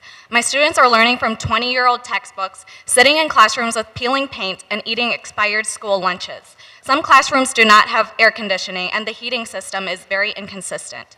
This detracts students from their learning. In addition, this also puts students' and teachers' health at risk because they get triggered by the conditions at Furness. Students and teachers should have a safe access to safe, positive environment that is conducive to their learning and teaching.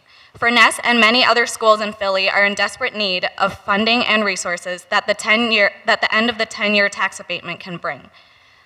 Additionally, the end of the 10-year tax abatement will help fund affordable housing and programs that can help low-income communities of color. It will also end land insecurity because there will be less incentive to turn vacant land into luxury housing, providing more space for communities to build gardens or other spaces that benefit long-term residents as a whole.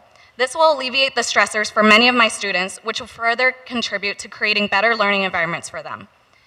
For over 3 years, communities and organizations across the various issues of schools, housing, and land have fought to end the 10-year tax abatement in order to help the communities of Philadelphia, especially the most marginalized and overlooked ones. Finally, you have moved because of our fight and our efforts, but this bill is too weak. You had an opportunity to do this by working closely with the most impacted communities, but instead you listened to the Building Industry Association and the wealthy developers, and you let them dictate the conditions of the bill. In addition, the process was shady. We want an end to the tax abatement, and we will not accept this bill, which was introduced undemocratically. We are pushing for you to vote no. Thank you.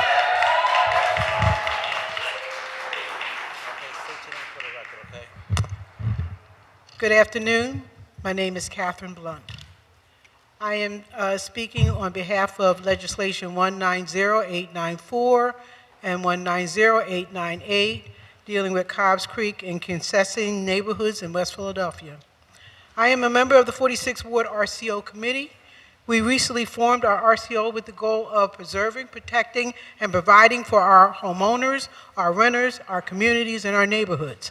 Many of us have lived in our racially, ethnically, economically diverse, and supportive communities for many years, welcoming our new neighbors into our communities as we say goodbye to our old neighbors who moved out or passed away.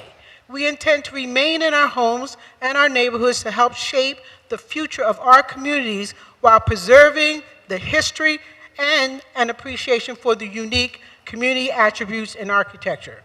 We support correct zoning, or down zoning as we also call it, or safe zoning, as a way of ensuring homeowner and residential engagement in area development, especially if that development adversely impacts the character of our immediate communities and or the larger neighborhood. We engaged in community outreach, we organized, we educated in order to promote legislation that aligns with our mission to preserve, protect, and provide for our neighbors and communities. Our communities worked for and did support the creation of the legislation. We thank Councilwoman Blackwell for listening to our concerns and supporting us by correct zoning our residential single-family homes, blocks, communities, and neighborhoods. We ask council members to support us by supporting this legislation. Thank you.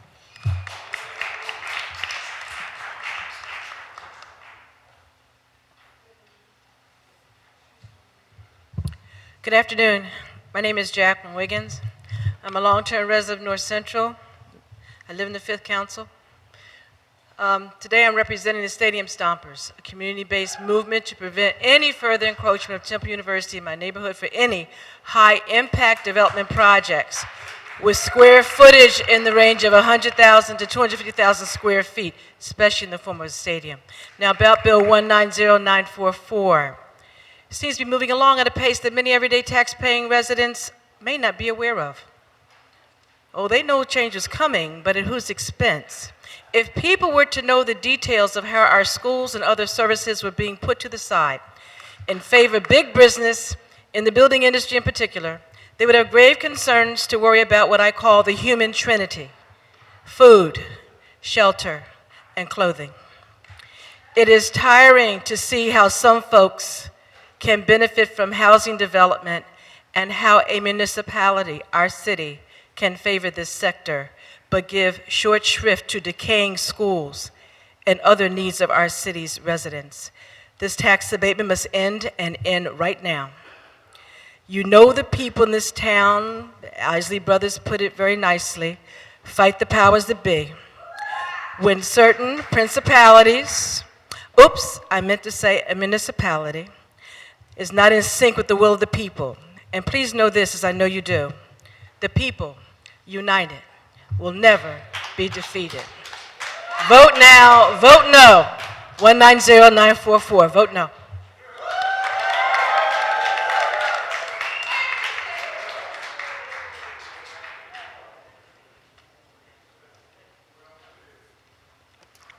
Mr. Decker, our next 5 speakers, please. Michael Phillips, Cleveland Best,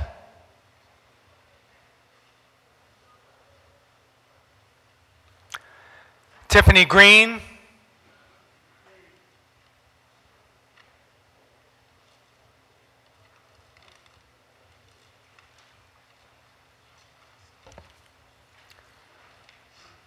Charles Carrington,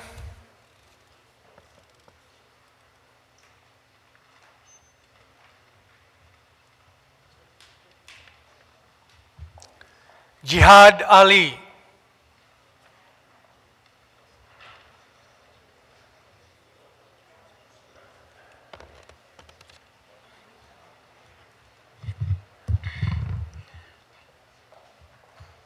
Tiffany Green. I'm here to oppose Bill 190553, which is a community benefit agreement.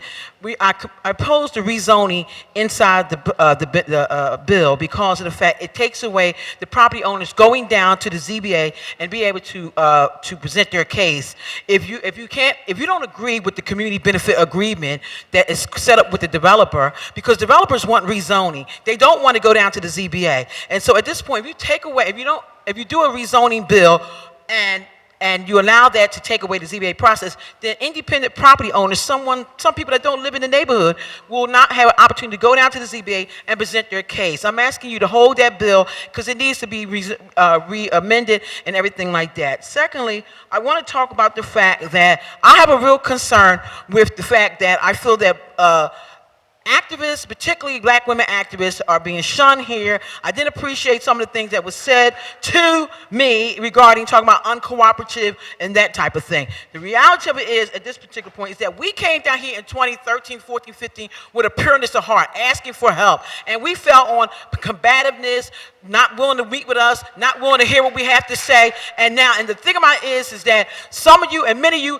voted for Michael Nutter's bills. You voted for his zoning bills, you voted for his pro-development bills, and you planted them seeds. And when them seeds came back, it came back with the highest poverty rate in the city, in the country. It came back with the worst case redlining in our area. It came back with no blacks going into the houses, no blacks being able to get mortgages. An independent investigation came and ran on national news how Point Breeze and others had the worst case redlining. So we feel as though we have been vindicated. Don't try to vilify black women activists or activists that come down here trying to say that we're trying to block progress. We're not blocking progress. How could we be blocking progress at this particular point when you have the highest poverty rate in the country, when you have an increasing homeless rate? At this point, you had 26,000 residents getting ready to lose their home to sheriff's cell, and 6,000 are seniors. If anybody is to blame, blame yourself. You can't have a two-facedness. You sit up here and vote for developers and then act like you all care about the poor. Thank you.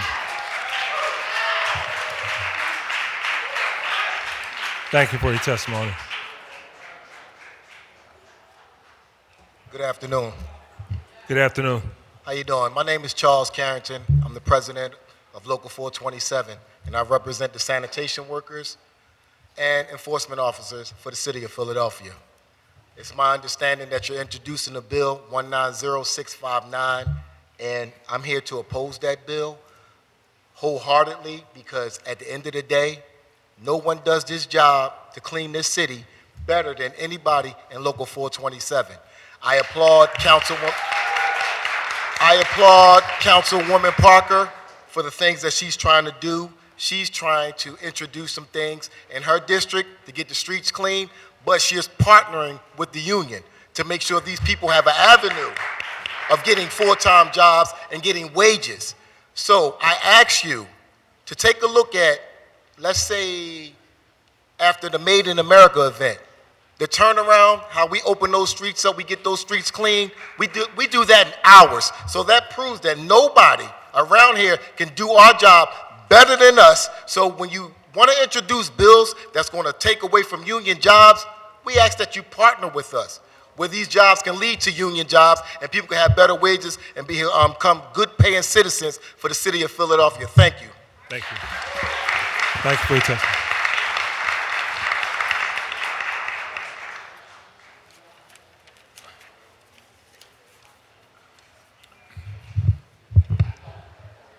Good morning, Council President Clarke. My name is Jihad Ali. I'm a citizen of Philadelphia. I have been involved in coming down council for almost 15 years. I'm an active participant. I like to think of myself as an activist also. I'm here today to ask you to thank you, Council President Clarke, and Councilman Kenyatta Johnson for introducing Bill 190553, which is known as a Community Benefit Agreement.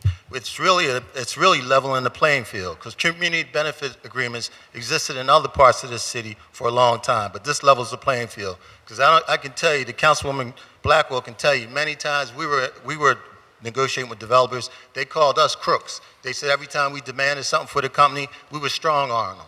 So this really gives us a legitimate way to be able to say we want something for the community. I'm also here for bill number 190891. That's for I want to thank Councilwoman Blackwell for the EOP plan. That's for the Penn medical site that they're going to give. Without you, Councilwoman, we would have been kicked to the side, because the administration, when it comes to these issues with big-time developers, we really lose at the table. Also want to thank you for bill number 190898, which was for the neighbors on the 5400 block of Angora Terrace and the rezoning of their houses, which were built as duplexes, but unbeknown to planning, they changed them to single-family houses. So we thank you for that. In closing, I'd like to thank the council people that are leaving, Councilman Greenlee and Councilman Tockenberger, thank you for always giving us respect when we came down here to talk. And Councilwoman Blondell Reynolds-Brown and Councilwoman Blackwell, I can only tell you, when I think about legislation, I'm reminded of Dr. Martin Luther King. And I think to be able, when he came and gave his speech to Americas, I've often thought of Philadelphia being two Philadelphias. And Dr. King said the power of legislation was to change behavior. And your legislation throughout the years has changed behavior. And I thank you for serving us well, and thank you for your service. Thank you. Thank you for your testimony.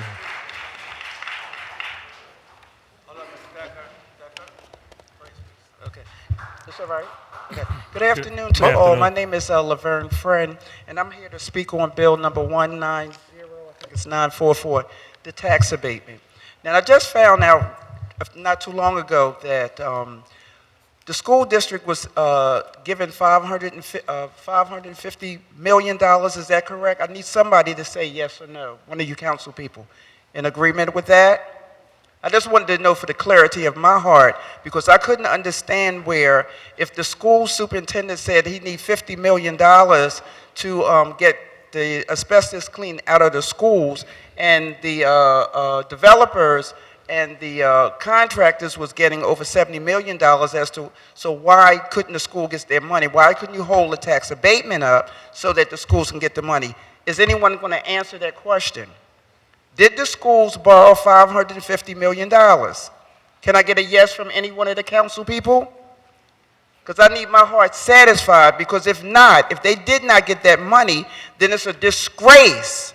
It's truly a disgrace to allow this 10-year tax abatement to go as it is, because I already know in my heart that it's going to be passed. I don't need to play no games. I knew from day one, 3 weeks ago, when all those names backed up Councilwoman Cindy Bass, that bill was going to be passed. So, it's no sense of us acting like it's not, because it is. And I am so sad in my heart about it. I truly am sad about that, because I'm watching people make money off the backs of taxpayers that almost can't afford their own taxes. And I'm watching them move in, move out, stay 2 to 5 years, they're gone, rent the house out. And I'm not against anybody to make any money legally. I really am not. But I am against the fact that we have to sit around and come up with a bill like this. Y'all put your heads together, 17 members, and this is what you come up with? This is a disgrace. It truly is.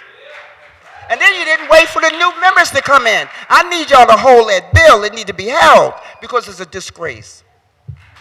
Thank you for your testimony. Munish Dat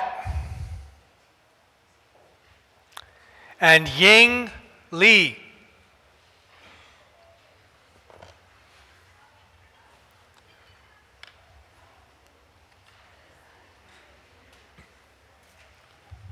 Good afternoon. Hi everyone, I'm Munish Dat. I'm from India. I came in this country 30 years ago. I started business in a Drexel 15 years ago. When I know the councilman was Janie Blackwell, I felt like I was in the right hand. I feel like I'm in home.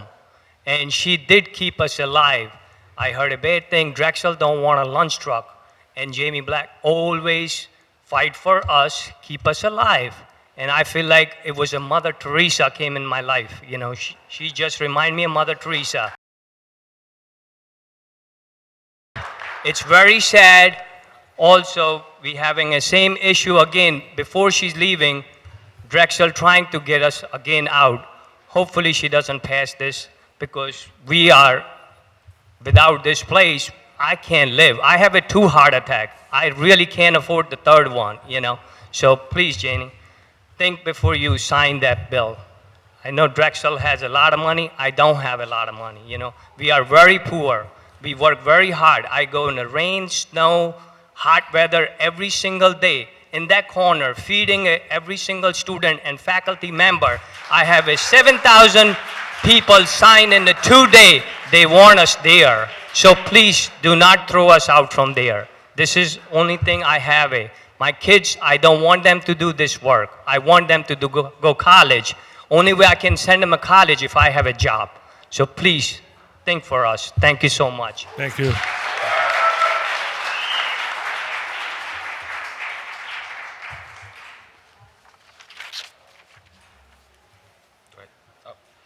Good afternoon, I'm Yu from South Philly with Viet Lead, and we're part of a coalition working across issues demanding an end to the tax abatement.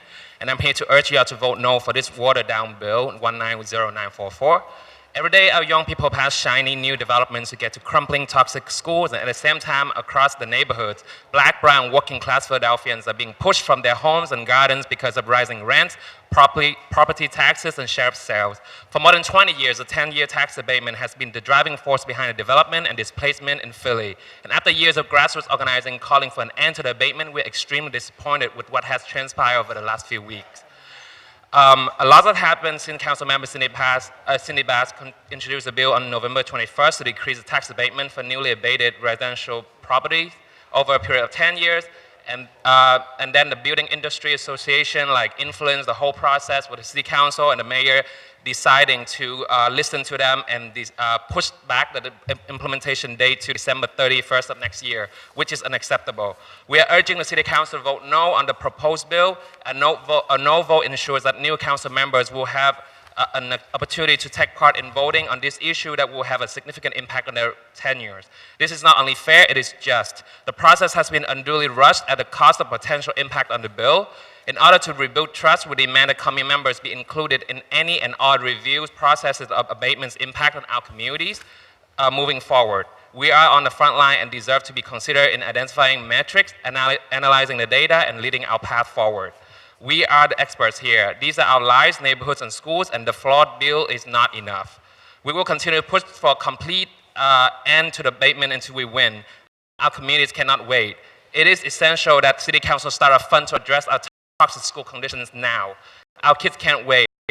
And for different reasons, we agree with Mayor Kenny's declaration to council. If we want to make this change, we must ensure that we get it right. And we ask council members, how can you ensure that you are getting it right when you can't define the bill you're signing? So we urge you to do the right thing. Vote no on this bill. Thank you.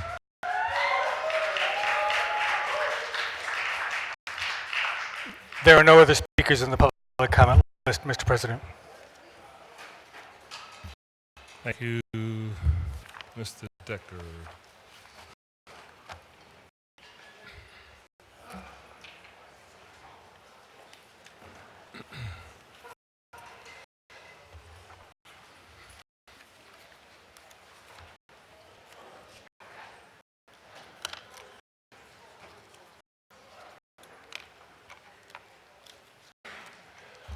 Thank you, Mr. Decker. We will now move to our calendar. And at this time, we will now consider today's resolution consent agenda. I will ask the clerk to read the titles of all the resolutions on the consent agenda. After each title is read, any member may object to the inclusion of the resolution on the resolution consent agenda.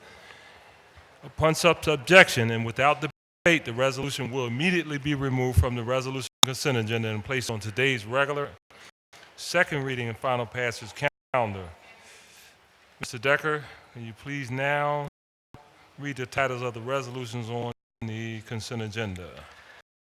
Resolution number 190970, entitled a resolution approving the redevelopment contract of the Philadelphia Redevelopment Authority for the redevelopment and urban renewal of a portion of the Mantua urban renewal area identified by house numbers and street addresses as 3601 through 3615 Haverford Avenue, 3623 through 3637 Haverford Avenue, 3603 through 3627 Mount Vernon Street, 622 through 624 North 36th Street, and 628 through 634 North 36th Street.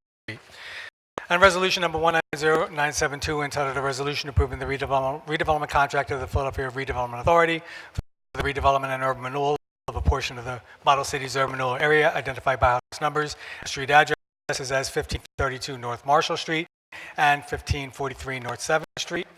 And resolution number 190973, entitled a resolution authorizing the Philadelphia Land Bank to dispose of certain properties located in the 5th Councilmanic District. And resolution number 190974, entitled a resolution authorizing the Philadelphia Land Bank to dispose of 2166 North Franklin Street, located in the 5th Councilmanic District. And resolution number 190981, entitled a resolution authorizing the Philadelphia Land Bank to dispose of 1703, 1707, and 1711 North 55th Street, located in the 4th Councilmanic District. And resolution number 190982, entitled a resolution approving the redevelopment contract of the Philadelphia Redevelopment Authority for the redevelopment and urban renewal of a portion of the Haddington Urban Renewal Area Unit Number 1, identified by house numbers and street addresses as 5508 Haverford Avenue, 5510 Haverford Avenue, 5512 Haverford Avenue, and 5514 Haverford Avenue. And resolution number 190984, entitled a resolution authorizing the Philadelphia Redevelopment Authority to dispose of certain property located in the 2nd Councilmanic District, which will be transferred by the city to the Philadelphia Redevelopment Authority by conveyance of such property to the Philadelphia Land Bank. And resolution number 190985, entitled a resolution approving the redevelopment contract of the Philadelphia Redevelopment Authority for the redevelopment and urban renewal of a portion of the Point Breeze urban renewal area identified by house number and street address as 1324 through 1332 South Capitol Street. And resolution number 190986, entitled a resolution appointing Eric Botson to the Board of Directors of the Philadelphia Land Bank. And resolution number 190987, entitled a resolution authorizing the Philadelphia Land Bank to dispose of certain properties located in the 7th Councilmanic District. And resolution number 190989, entitled a resolution calling upon the Occupational Safety and Health Administration to recognize secondary traumatic stress as a workplace hazard, recommend steps to address mental health injury as a psychological hazard in the workplace, as they do with physical injury, and create a standard for secondary traumatic stress. And resolution number 190994, entitled a resolution authorizing the Philadelphia Land Bank to dispose of 1853 East Ontario Street, located in the 1st Councilmanic District. And resolution number 190996, entitled a resolution approving the appointment of Lloyd Remick to the Veterans Advisory Commission. And resolution number 190997, entitled a resolution approving the appointment of Charles Forshee to the Veterans Advisory Commission. And resolution number 190998, entitled a resolution approving the appointment of George Perez to the Veterans Advisory Commission. And resolution number 190999, entitled a resolution approving the reappointment of Jose Melendez to the Veterans Advisory Commission. And resolution number 191000, entitled a resolution approving the reappointment of George Ginder to the Veterans Advisory Commission. And resolution number 191001, entitled a resolution approving the reappointment of Anthony Boyle to the Veterans Advisory Commission. Finished, Mr. Decker? With that, the chair recognizes Councilman Heenan for a motion to adopt each of the resolutions on the resolution consent agenda. Thank you, Mr. President. I move for the adoption of each of the resolutions on the resolution consent agenda.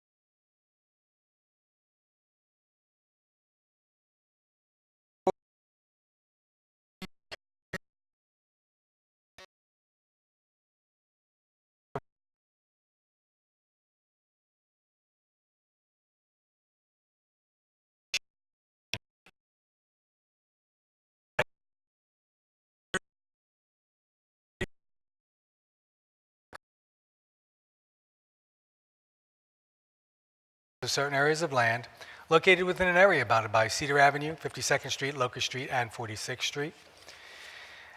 And Bill number 190784A, entitled an ordinance amending Title 14 of the Philadelphia Code, entitled Zoning and Planning, to provide for a height allowance for certain solar collectors. And Bill number 190811A, entitled an ordinance amending Title 14 of the Philadelphia Code, entitled Zoning and Planning, to revise certain provisions of subsection 14507, entitled CDO, Central Delaware Riverfront Overlay District, to revise certain provisions of subsection 14702, entitled Floor, Area, Height, and Housing Unit Density Bonuses.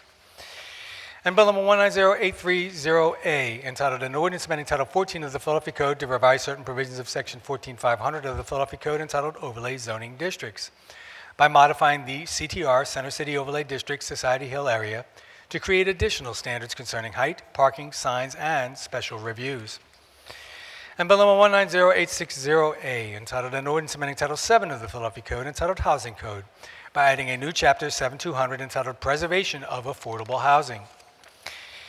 And Bill number 190659, entitled an ordinance establishing a neighborhood improvement district to be known as the Fishtown-Kensington Area Business Improvement District, in an area that generally includes both sides of Frankfort Avenue from the west side of Delaware Avenue to the southwest side of Lehigh Avenue, both sides of North Front Street from the north side of Poplar Street to the south side of Montgomery Street, both sides of East Girard Avenue from Frankfort Avenue continuing to the west side of East Fletcher Street, the north side of West Girard Avenue from Frankfort Avenue to Front Street, and the south side of West Girard Avenue from Frankfort Avenue to Howard Street, and certain blocks of streets that intersect portions of these streets, designating the Fishtown-Kensington Area Business Improvement District Incorporated, which has organized itself as a Pennsylvania nonprofit corporation, as the Neighborhood Improvement District Management Association for the district, approving a plan for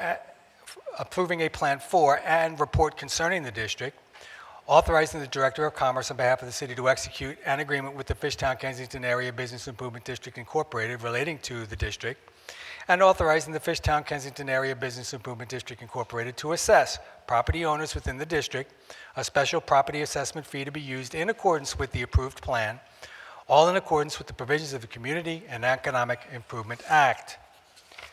And Bill number 190717, entitled an ordinance continuing the Philadelphia Hospitality Improvement Levy District, a business improvement district encompassing certain existing and future hotel properties within the boundaries of the city of Philadelphia, and continuing the Philadelphia Hospitality Improvement Levy District Corporation to serve as the Neighborhood Improvement District Management Association for the district, approving a new plan for the district, including a list of proposed programs and services related to the development and promotion of hotel and tourism industry in the city and county of Philadelphia and their estimated cost, providing for special assessment fees to be levied on eligible hotel property owners within the district to fund such programs and services, authorizing the Director of Commerce on behalf of the city to execute an agreement with Phil DC relating to the district, and reauthorizing Phil DC to assess eligible property owners within the district and collect or cause to be collected special assessment fees to be used in accordance with the approved plan, all in accordance with the provisions of the Community and Economic Improvement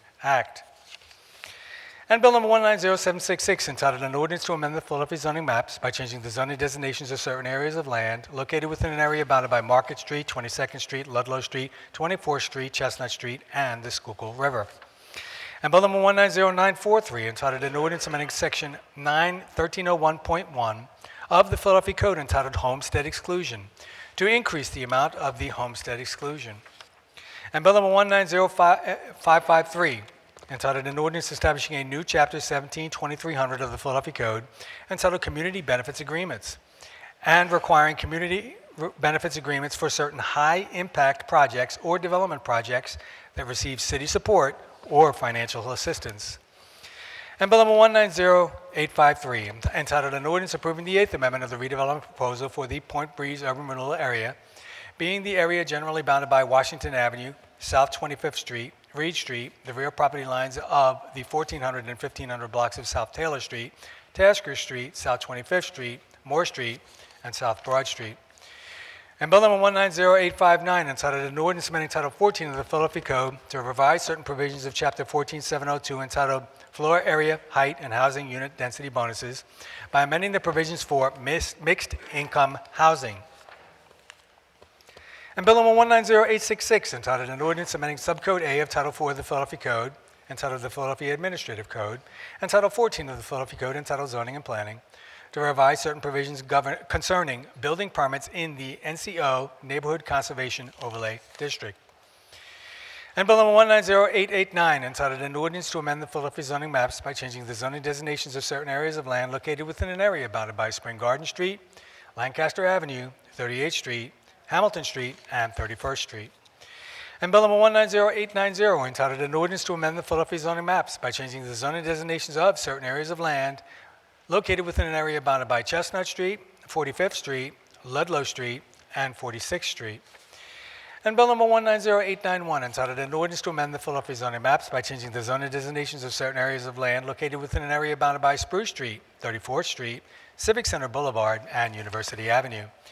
And Bill number 190893, entitled an ordinance to amend the Philadelphia zoning maps by changing the zoning designations of certain areas of land located within an area bounded by Ogden Street, 40th Street, Parish Street, and Preston Street. And Bill number 190894, entitled an ordinance to amend the Philadelphia zoning maps by changing the zoning designations of certain areas of land located within an area bounded by Locust Street, 49th Street, Baltimore Avenue, and 58th Street. And Bill number 190897, entitled an ordinance to amend the Philadelphia zoning maps by changing the zoning designations of certain areas of land located within an area bounded by Haverford Avenue, 42nd Street, Powelton Avenue, Market Street, and 46th Street. And Bill number 190898, entitled an ordinance to amend the Philadelphia zoning maps by changing the zoning designations of certain areas of land located within an area bounded by Cobbs Creek, Baltimore Avenue, 49th Street, Grays Avenue, 58th Street, Springfield Avenue, and Cobbs Creek Parkway. And Bill number 190902, entitled an ordinance amending the Philadelphia zoning maps by changing the zoning designations of certain areas of land located within an area bounded by 22nd Street, Market Street, 21st Street, and Ludlow Street. And Bill number 190916, entitled an ordinance to amend the Philadelphia zoning maps by changing the zoning designations of certain areas of land located within an area bounded by Walnut Street, Front Street, South Street, and 8th Street. And Bill number 190917, entitled an ordinance to amend the Philadelphia zoning maps by changing the zoning designations of certain areas of land located within an area bounded by Broad Street, Snyder Avenue, 7th Street, and Oregon Avenue. And Bill number 190850, entitled an ordinance authorizing the Office of the City Treasurer on behalf of the city to enter into one or more agreements with FIS Avant-Garde for the installation and maintenance of an information management system for use by the Treasurer's Office. And Bill number 190911, entitled an ordinance amending Chapter 13100 of the Philadelphia Code entitled Water, Sewer, and Stormwater Rates to provide for enforcement of prevailing wage provisions of the code that apply in connection with the receipt of charity water rates. And Bill number 190935, entitled an ordinance authorizing the issuance from time to time of one or more series of general obligation bonds to provide funds to refund certain outstanding general obligation bonds of the City of Philadelphia, authorizing the mayor, city controller, and city solicitor, or a majority of them, to sell the bonds at public or private negotiated sale, setting forth the purposes for which the proceeds of the bonds will be expended, providing for the maturities and for other terms and conditions and for the form of the bonds, providing that the bonds may be redeemable prior to maturity, providing sinking funds for the bonds and for appropriations to the Sinking Fund Commission for the payment thereof, authorizing agreements to provide credit enhancement or payment or liquidity sources for the bonds, and certain other actions. And Bill number 190436, entitled an ordinance authorizing the Commissioner of Public Property on behalf of the City of Philadelphia to grant to the Pennsylvania Department of Transportation a temporary construction easement on a portion of the parcel or parcels of land in and about the area bounded by Girard Avenue, North 34th Street, and Zoological Drive, commonly known as 3400 West Girard Avenue. And Bill number 190892, entitled an ordinance authorizing the Commissioner of Public Property to convey to the Philadelphia Authority for Industrial Development all or a portion of certain parcels of land in and about the area bounded by University Avenue, Civic Center Boulevard, Hamilton Street, and 34th Street for further conveyance. And Bill number 190896, entitled an ordinance authorizing the Commissioner of Public Property to convey to the Philadelphia Redevelopment Authority all or a portion of a parcel or parcels of land in and about the area bounded by South 50th Street, Pentridge Street, South 51st Street, and Willows Avenue for further conveyance. And Bill number 190942, entitled an ordinance authorizing the Commissioner of Public Property to enter into an amendment to a lease agreement with St. Agnes MOB for use by the city of all or a portion of the premises located at 1930 South Broad Street. And Bill number 190555, entitled an ordinance authorizing the revision of lines and grades on a portion of City Plan number 270 by placing on the city plan Sigma Way from Erdrich Street to Tackawanna Street, northeast of Van Kirk Street, and Tackawanna Street from Van Kirk Street to Sigma Way, northwest of Erdrich Street. And Bill number 190557, entitled an ordinance authorizing the paving of Sigma Way from Erdrich Street to Tackawanna Street and Tackawanna Street from Van Kirk Street to Sigma Way. And Bill number 190644, entitled an ordinance amending Chapter 122700 of the Philadelphia Code, entitled Permit Parking Districts, by changing certain boundaries and establishing new permit parking districts. And Bill number 190645, entitled an ordinance authorizing James Herman, doing business as KFN Holdings, to construct, own, and maintain a proposed exterior stairway at 1248 through 50 North Front Street. And Bill number 190743, entitled an ordinance establishing parking regulations in the vicinity of South 15th Street from Moore Street to Mifflin Street, South 16th Street and Moore Street, 16th Street and Rittner Street, Bancroft Street and McKean Street, Ellsworth Street and South 23rd Street, Watkins Street and South 18th Street. And Bill number 190745, entitled an ordinance establishing parking regulations in the vicinity of South 17th Street and Passyunk Avenue, 17th Street and McKean Street, Carlisle Street and Moore Street, McKean Street and South 15th Street, South 24th Street and Snyder Avenue, Hicks Street from Rittner Street to Jackson Street. And Bill number 190851, entitled an ordinance authorizing Stephen Cook to install, own, and maintain an open-air sidewalk cafe at 1301 through 05 North Howard Street. And Bill number 190852, entitled an ordinance establishing a no-truck parking regulation on both sides of Sheffield Avenue from Walker Street to Cottage Street. And Bill number 190858, entitled an ordinance regulating the direction of movement of traffic on certain portions of Ruth Street. And Bill number 190867, entitled an ordinance regulating the direction of movement of traffic on certain portions of Elkhart Street. And Bill number 190868, entitled an ordinance establishing parking regulations in the vicinity of Jasper Street and East Clearfield Street. And Bill number 190899, entitled an ordinance amending section 9212 of the Philadelphia Code, entitled newsstands, by revising requirements for sales, design, and advertising. And Bill number 190900, entitled an ordinance authorizing the Pennsylvania Department of General Services to construct, own, and maintain a proposed set of non-standard bollards at 1503A through 11 Arch Street. And Bill number 190901, entitled an ordinance authorizing MMB Contractors Incorporated to construct, own, and maintain hardscape patios and an accessible ramp and planter boxes at 2225 Spring Garden Street. And Bill number 190903, entitled an ordinance authorizing Aspirin Operations to install, own, and maintain an open-air sidewalk cafe at 741 North 23rd Street. And Bill number 190904, entitled an ordinance establishing a no truck parking regulation on Brown Street between North 22nd Street and Corinthian Streets, both sides. And Bill number 190905, entitled an ordinance amending section 9205 of the Philadelphia Code, entitled Sidewalk Sales, by allowing for sidewalk sales near the intersection of Cotman Avenue and Bustleton Avenue. And Bill number 190910, entitled an ordinance amending Bill number 050670, entitled an ordinance granting permission to Center City ERUV Corporation in order to demarcate the boundaries of a Center City ERUV district to construct and maintain a clear nylon cord and other ancillary facilities, including a maximum of 10 poles along, over, and in certain public rights-of-way and city streets, to modify applicable boundaries. And Bill number 190915, entitled an ordinance authorizing the revision of lines and grades on a portion of City Plan number 195 by striking from the city plan and vacating a dead-end portion of Cumberland Street extending from Beach Street to a terminus southeastwardly therefrom, reserving and placing on the city plan of right-of-way for sewer and drainage purposes within a portion of Cumberland Street being stricken, and plotting on the city plan of right-of-way for sewer and drainage purposes extending from the said terminus of Cumberland Street to the pierhead line of the Delaware River, and authorizing acceptance of the grant to the city of the said right-of-way being reserved. And Bill number 190918, entitled an ordinance authorizing Casa Massimo to install and maintain an existing exterior building ramp at 2723 East Cumberland Street.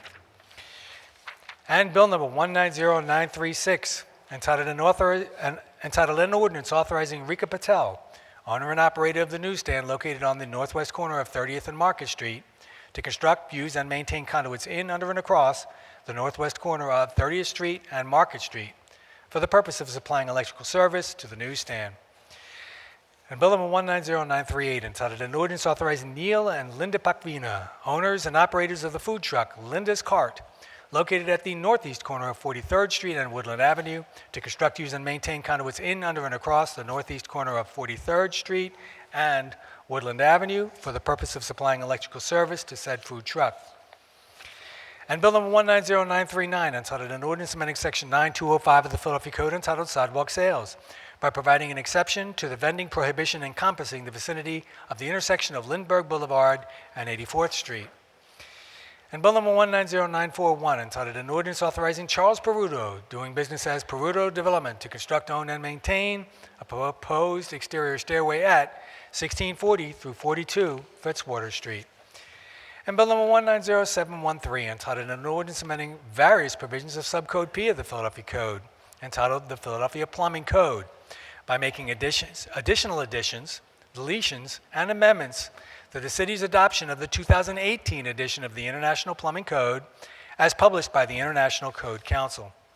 And Bill number 190824, entitled an ordinance renaming and designating the property commonly referred to as Mill Creek Park, located at 4615 Fairmount Avenue, as the Lucian E. Blackwell Park in the city of Philadelphia. And Bill number 190829, entitled an ordinance authorizing the Commissioner of Public Property and the Parks and Recreation Commissioner to lease from the School District of Philadelphia certain land and improvements known as a portion of South Philadelphia High School owned by the School District of Philadelphia. And Bill number 190864, entitled an ordinance amending Title VI of the Philadelphia Code, entitled Health Code, by amending Chapter 6200 entitled Preventative Medicine to require the reporting of information related to substance use treatment, drug overdose treatment, and related information to the Department of Public Health. And Bill number 190912, entitled An Ordinance Authorizing the City Solicitor to enter into a multi-year contract with a provider of codification, editing, and marketing services to produce printed and electronic versions of the Philadelphia Code and related services and material. And Bill number 190716, entitled An Ordinance Amending Chapter 3400 of the Philadelphia Code entitled Energy Conservation to provide for the benchmarking and reporting of energy and water usage data for certain buildings participating in the Commercial Property Assessed Clean Energy Program and make technical changes, all under certain terms and conditions.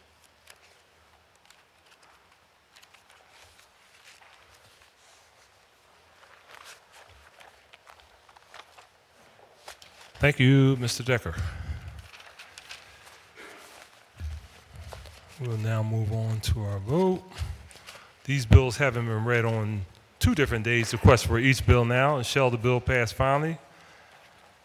The clerk shall call the roll, and upon being called, each council member shall vote aye on each of the bills, nay on each of the bills, or indicate those bills for which the member is voting aye, and those bills for which the member is voting nay. Mr. Decker, call the roll. Councilwoman Bass. Councilwoman Blackwell. Aye on all bills. Councilman Dom. Aye on all bills. Councilman Green. Aye on all bills except for bill number 19063A-A, in which I have previously recused myself. Councilman Greenlee. Aye on all bills. Councilwoman Gim. Aye on all bills. Councilman Heenan. Aye on all bills. Councilman Johnson. Aye on all bills. Councilman Jones. Councilman O'Neill. Councilman O. Aye on all bills. Councilwoman Parker. Aye on all bills. Councilwoman Quinones Sanchez. Aye on all bills. Councilwoman Reynolds Brown. Aye on all bills. Councilman Squilla. Aye on all bills. Councilman Taubenberger. Aye on all bills. Council President Clarke. Aye on all bills. A majority of all members having voted in the affirmative for each of the bills on the consent agenda are passed. We will now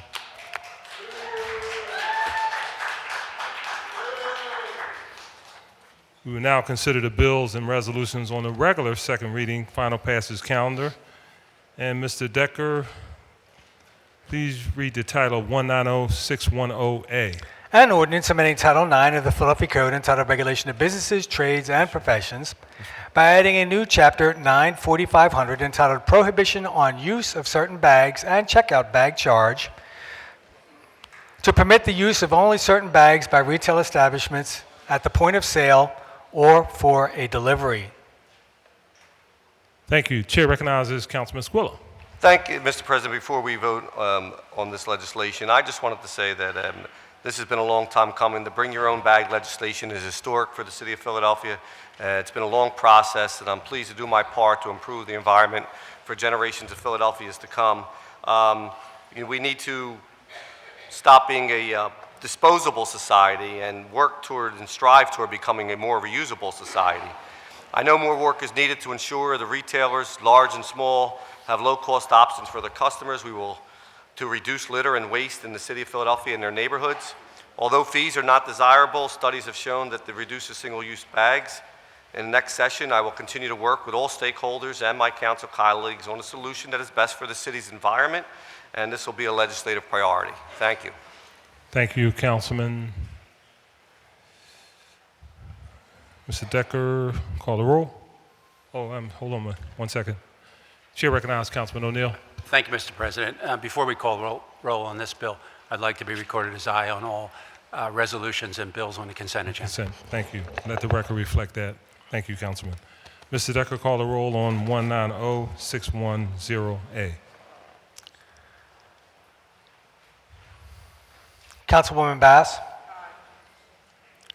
Councilwoman Blackwell. Aye. Councilman Dom. Aye. Councilman Green. Aye. Councilman Greenlee. Aye. Councilwoman Gim. Aye. Councilman Heenan. Aye. Councilman Johnson. Aye. Councilman Jones. Councilman O'Neill. Nay. Councilman O. No. Councilwoman Parker. Aye. Councilwoman Quinones Sanchez. Councilwoman Reynolds Brown. Aye. Councilman Squilla. Aye. Councilman Taubenberger. Aye. Council President Clarke. Aye, the ayes are 15, the nays are 2. Majority of members present voting in the affirmative, the bill passes. Mr. Decker, 190944A. An ordinance amending Chapter 19-1300 of the Philadelphia Code entitled Real Estate Taxes by modifying the duration and/or amount of certain tax abatements and by providing for periodic evaluation of the abatements authorized by Sections 19-1303 subparagraph 2, 19-1303 subparagraph 3, and 19-1303 subparagraph 4. This bill has been heard on 2 separate days. The question is, shall the bill pass finally? Mr. Decker, call the roll. Councilwoman Bass. Hold on 1 second. I'm sorry. Chair recognizes Councilwoman Gim. Thank you very much, Council President. I want to thank and acknowledge the folks who have spent time coming here today to speak on the importance of change for the 10-year tax abatement. This was a long journey. I want them to know that their voices resonated through the course of a number of years that we've had the discussion about the 10-year tax abatement going back as many years from when Councilman Good had introduced a whole series of bills to reform the 10-year tax abatement, and many of us also followed in his footsteps when the new term came through. But today is the first change that we've seen unique in the history of a 20-year program. It's a first step, and people are right to be here to demand more for their schools. It's a complete crisis. It's why we're making this change. And just because we made this change doesn't mean it's over. We need to take a first step, and we need to keep fighting. We need to keep fighting and demanding affordable housing, sustainable jobs, good schools, safe and clean school buildings, rent control, a Green New Deal, all the things that our kids deserve. But this is a first step, and I'll be looking forward to voting for it. Thank you. Thank you, Councilwoman. Mr. Decker, please call the roll. Councilwoman Bass. Councilwoman Blackwell. Aye. Councilman Dom. Aye. Councilman Green. Aye. Councilman Greenlee. Aye. Councilwoman Gim. Aye. Councilman Heenan. Aye. Councilman Johnson. Aye. Councilman Jones. Councilman O'Neill. Councilman O. Aye. Councilwoman Parker. Aye. Councilwoman Quinones Sanchez. Aye. Councilwoman Reynolds Brown. Aye. Councilman Squilla. Aye. Councilman Taubenberger. Aye. Council President Clarke. Aye, the ayes are 17, the nays are 0. Majority of members present voting in the affirmative, the bill passes. Mr. Decker, please read the title of 190848. An ordinance amending Chapter 19-3200 of the Philadelphia Code entitled Keystone Opportunity Zone, Economic Development District, and Strategic Development Area to provide for additional extensions of certain benefits. This bill has been heard on 2 separate days. The question is, I'm sorry. Chair recognizes Councilman Johnson. Thank you, Council President. I need to be excused for the remainder of the session, so I want to be voted aye on all bills and resolutions. Unfortunately, I won't be here to wrap up this session to acknowledge my 4 colleagues who will be moving on, but I just want to personally thank them for their contribution to this body as well as to the residents and constituents here in the city of Philadelphia, and I wish them much success in their future endeavors. Thank you very much, Council President. Thank you, Councilman. Leave shall be granted. and she'll be recorded as voting aye. Stecker, did we start this? Call the question.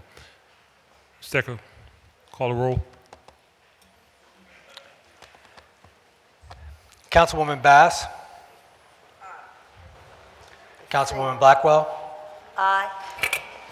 Councilman Dom. Aye. Councilman Green. Aye. Councilman Greenlee. Aye. Councilwoman Gim. Nay. Councilman Heenan. Aye. Councilman Johnson is voting aye. Councilman Jones. Aye. Councilman O'Neill. Councilman O. Aye. Councilwoman Parker. Aye. Councilwoman Quinones Sanchez. Councilwoman Reynolds Brown. Aye. Councilman Squilla. Aye. Councilman Taubenberger. Aye.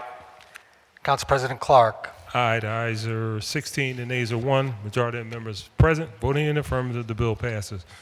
Mr. Decker, 190-826. An ordinance amending section 9205 of the Philadelphia Code entitled Sidewalk Sales by prohibiting vending on Market Street between 33rd and 34th Streets. This bill has been heard on 2 separate days. The question is, shall the bill pass finally? Mr. Decker, call the roll. Councilwoman.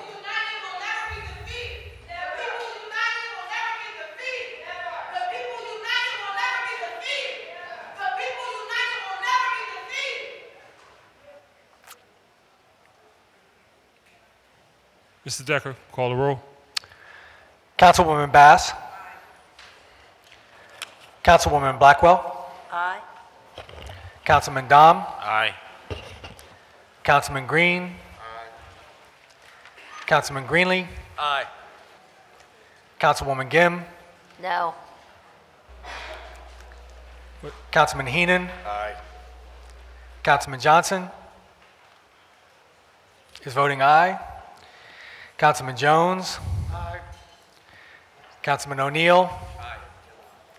Councilman O. Aye. Councilwoman Parker. Aye. Councilwoman Quinones Sanchez. Aye. Councilwoman Reynolds Brown.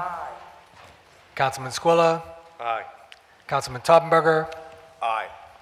Council President Clark. Aye.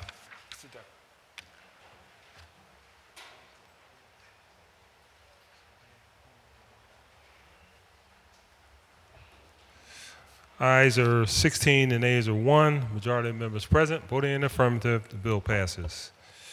Mr. Decker, you have any additional resolutions?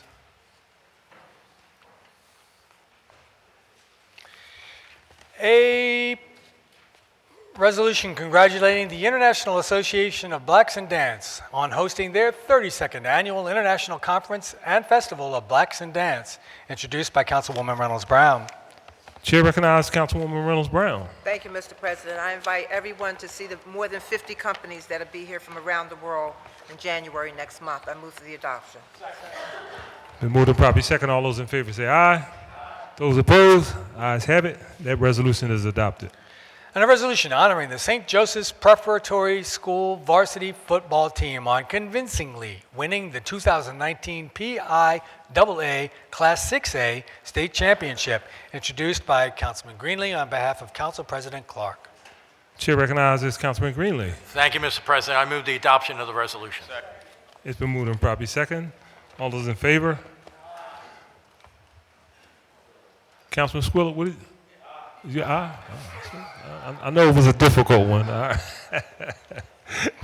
Those opposed, ayes have it. That resolution is adopted. And a resolution honoring the life and legacy of Paul Bud Franzen for his service to our country and his dedication to the Roxborough community, introduced by Councilman Jones. Chair recognizes Councilman Jones. Thank you, Mr. President. I move for its adoption. Been moved and properly second. All those in favor say aye. Those opposed, ayes have it, and that resolution is adopted. And a resolution recognizing Independence Blue Cross and the Blue Cross Blue Shield Association on their 2019 report that investigates increasing health concerns impacting the millennial population, introduced by Councilwoman Quinones Sanchez. Chair recognizes Councilwoman Quinones Sanchez. Thank you. I move for its adoption. It's been moved and properly second. All those in favor say aye. Those opposed, ayes have it, and that resolution is adopted. And a resolution honoring and recognizing Richard M. Gordon IV for receiving the National Alliance of Black School Educators 2019 Principal of the Year Award, introduced by Councilwoman Gim. Chair recognizes Councilwoman Gim. Thank you very much, Council President. I'd like to move for the adoption of the resolution. It's been moved and properly second. All those in favor say aye. Those opposed, ayes have it, and that resolution is adopted. And a resolution honoring and recognizing Charles Francis Doherty, a Pennsylvania State Senator and U.S. Congressman from Philadelphia, Pennsylvania, introduced by Councilman Taubenberger. Chair recognizes Councilman Taubenberger. Thank you, Council President. I move for the adoption of the resolution. It's been moved and properly second. All those in favor say aye. Aye. Those opposed, ayes have it, and that resolution is adopted. And a resolution authorizing Council's Committee on Global Opportunities and the Creative Innovative Economy to hold hearings to examine best practices regarding the reduction of the negative environmental impacts of flexible plastic products in the City of Philadelphia, introduced by Councilman O. Chair recognizes Councilman O. Thank you very much. I've co-introduced this with Councilman Mark Squilla, who has been leading the way in this effort. And with that, I move for the adoption of the resolution. Thank you. It's been moved and properly second. All those in favor say aye. Those opposed, ayes have it, and that resolution is adopted. And a resolution proclaiming January 13, 2020 as Korean American Day in Philadelphia to celebrate and commemorate the proud heritage of Korean Americans and their invaluable contributions to enhancing the city's culture, economy, and the founding ideals of independence and democracy, introduced by Councilman O. Chair again recognizes Councilman O. Thank you. This resolution was co-introduced by Council members Gim and Squilla. With that, I move for the adoption of the resolution. It's been moved and properly second. All those in favor say aye. Those opposed, ayes have it, and that resolution is adopted. And a resolution appointing Greg Muller to the Board of Directors of his Center City District, introduced by Councilman Greenlee on behalf of Council President Clarke. Chair recognizes Councilman Greenlee. Thank you, Mr. President. I move the adoption of the resolution. It's been moved and properly second. All those in favor say aye. Those opposed, ayes have it. And resolution number 190976, entitled a resolution appointing Clayton Mitchell to the Board of Directors of the Center City District, introduced by Councilman Greenlee on behalf of Council President Clarke. Chair recognizes Councilman Greenlee. Move the adoption of the resolution. It's been moved and properly second. All those in favor say aye. Those opposed, ayes have it, and that resolution is adopted. And resolution number 190977, entitled a resolution reappointing Kevin Mickles to the Board of Directors of the City Avenue Special District, introduced by Councilman Greenlee on behalf of Council President Clarke. Chair again recognizes Councilman Greenlee. President, move the adoption of the resolution. Moved and properly second. All those in favor say aye. Those opposed, ayes have it. Motion carries. And resolution number 190978, entitled a resolution appointing Carol Watson to the Board of Directors of the Center City District, introduced by Councilman Greenlee on behalf of Council President Clarke. Chair recognizes Councilman Greenlee. Thank you, Mr. President. Move the adoption of the resolution. It's been moved and properly second. All those in favor say aye. Aye. Those opposed, the motion carries. Thank And resolution number 190979, entitled a resolution reappointing Howard Wurzak to the Board of Directors of the City Avenue Special Services District, introduced by Councilman Greenlee on behalf of Council President Clarke. Chair recognizes Councilman Greenlee. Thank you, Mr. President. Move the adoption of the resolution. It's been moved and properly second. All those in favor say aye. Those opposed, ayes have it, and that motion carries. There are no other resolutions on the final passage calendar, Mr. President. Thank you very much. At this time, I would ask Councilwoman Janie Blackwell to come to the lower podium, if you may.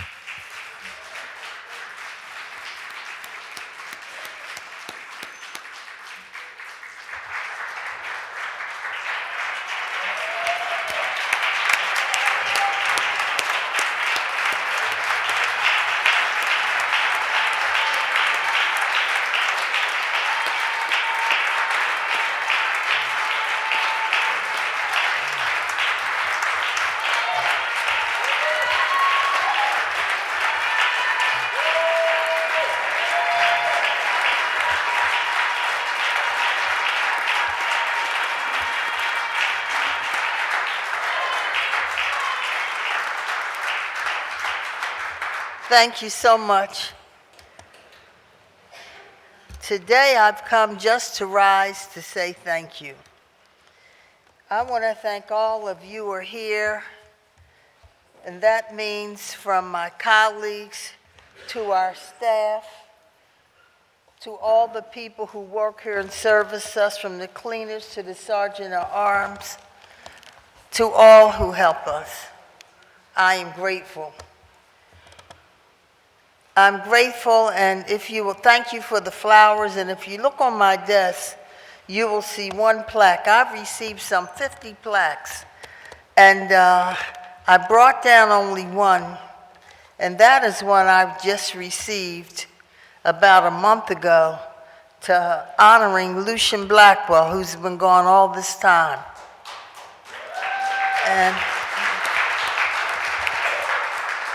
I brought that down because I started off in that seat. You know, many years ago, newcomers couldn't sit on the front row. You had to have, you know, you had to be around a while.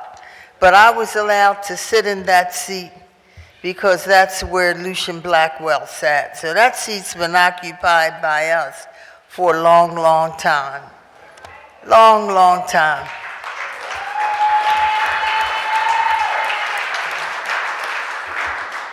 I want to mention my staff, some of whom passed on. You know, I consider them family. And many of you will remember Lester Brown. He was my chief of staff. He passed away, as did Dan Lyons. Dan Lyons was our first staff member. When Lou started, he had only one person. That was me. I was so grateful when I got one more staff member. That was Dan Lyons. But he's certainly passed on. Jim Hughes was in the 60th Ward. He's passed on. But there's so many other people. Thank you, Joey T., for being here. But I want to thank them. They're all over there, from Belinda to Ibn to Paulette to Penny over there doing housing. You know she's going right. She's been doing housing and homelessness for 23 years, so we know that's where she's going. To John Fenton, to Tim, to Marty, who sits in the back office, to Roxanne, my attorney, to all of you, to Tootie. She's been volunteering for me ever since she retired from the city. Thank you, Tony McIntosh, Jr. We work with Junior and Senior, and I've seen our friend from State Committee, and so many people were here. And Alice Wright that I won't mention. Suffice it to say that I am grateful to all of you for what you've done. I'm grateful that was one of my ministers who gave the invocation. And Charlene Holloway, I'm going to call on in one moment and ask her to complete my remarks. And, but I wanted to say all these years have really been, I've enjoyed each and every day of it. I know I say that often because I know this is my mission. We all have a mission, Catherine Blunt. We all have a mission. I learned mine early. Lou had his. I picked it up from him. And I'm grateful for all the churches I received from Holy Apostles and the Mediator. Thank you, Stephanie. We were honored there. To Glenn's Church, Christ Lutheran, to Zion Baptist, to so many churches that we've been, Church of Christian Compassion. In fact, I have a new painting. On the bottom of it, it says West is best, because you all know that's mine. I give it to him. So the young man who's head of PEC, his daughter painted it, and with me in many poses, and put at the bottom, West is best. But there are so many, there's so many ways and so many people I have to thank, and I'm still being honored. We'll be honored Friday night.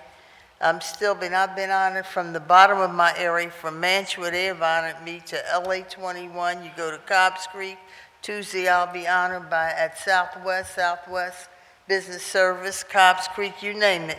And I'm grateful to each and every person. So I only have one thing that I can say.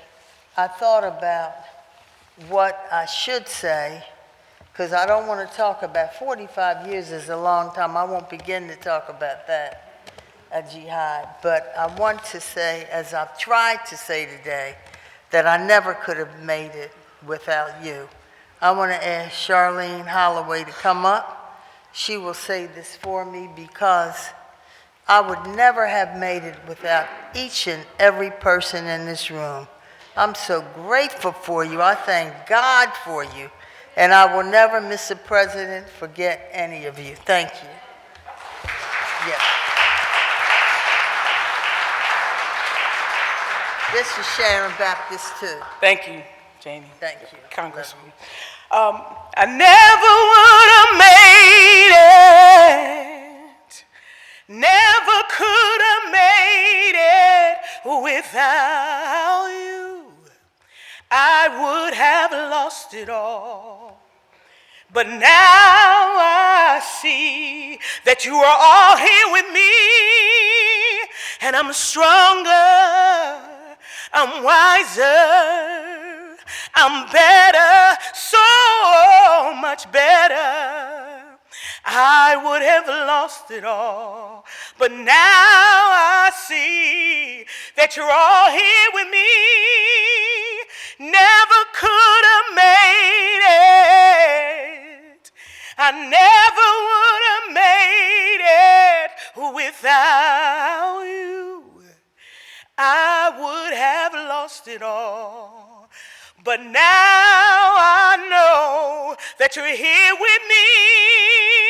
Never could have made it. Never would have made it without you. I would have lost it all. Thank you all for being here with me. She's stronger. She's wiser, she's better, so much better. Thank you for being here, 'cause now I know that you're always here with me.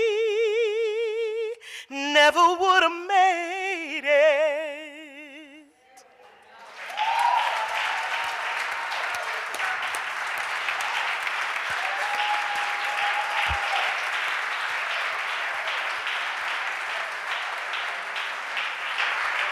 Thank you. That's Charlene Holloway. Let me say a special thanks to John Christmas. I love you, my brother. I see Mike over there, and you know, I'm blessed because most people don't have the same closeness on both sides of the family. I have the Brooks side, and I have the Blackwell side. They were all at my homeless party with some 4,000 homeless people last night. They've been here all day. That's Sis and Joe there. You see her on the front row? They're on the front row. That's my sister and my brother-in-law. You see Erica behind them. She worked for me for a minute. And I want to mention, I didn't mention Wadia Floyd, who's here, who was here until she got sick when her mother died and didn't come back.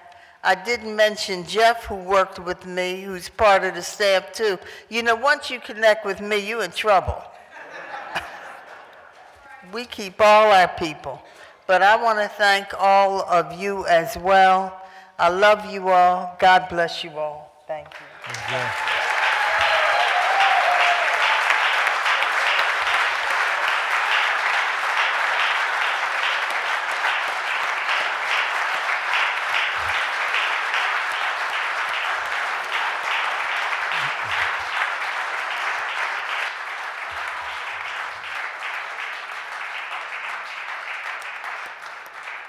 And I now like to ask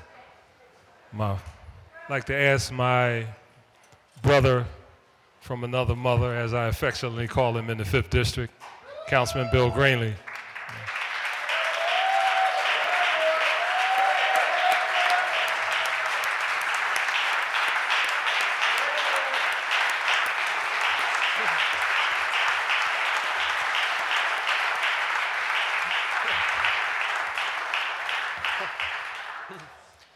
See, I said I wasn't going to get emotional. Now, see this?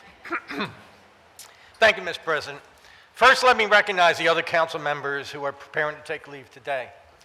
It's been a pleasure serving with a dedicated public servant like Councilman Toppenberger, even when we occasionally disagreed, sir. I learned a whole lot about Germany, everything German, and I look forward to attending that soccer game we've been talking about for a long time. Councilwoman Reynolds Brown's legacy on issues important to women, children, and the health of all citizens will always be remembered. And as with everything Blondell was involved with, it will stand out in bold capital letters, underlined with multiple explanation points.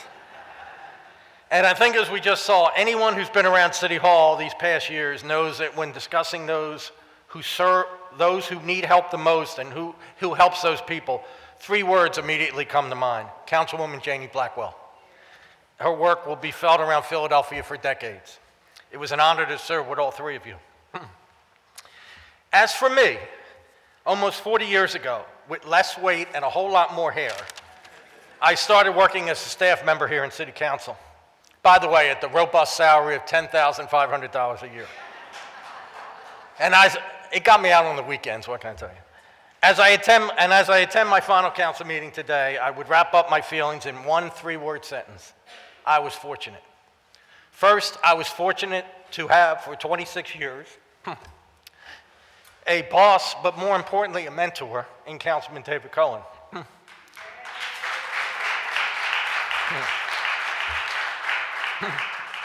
Councilman Cohen made it clear to us that government was there to serve people and to help people, and I hope in the 13 years that I served here, through legislation I sponsored and supported and services my staff provided, I adhered to that belief.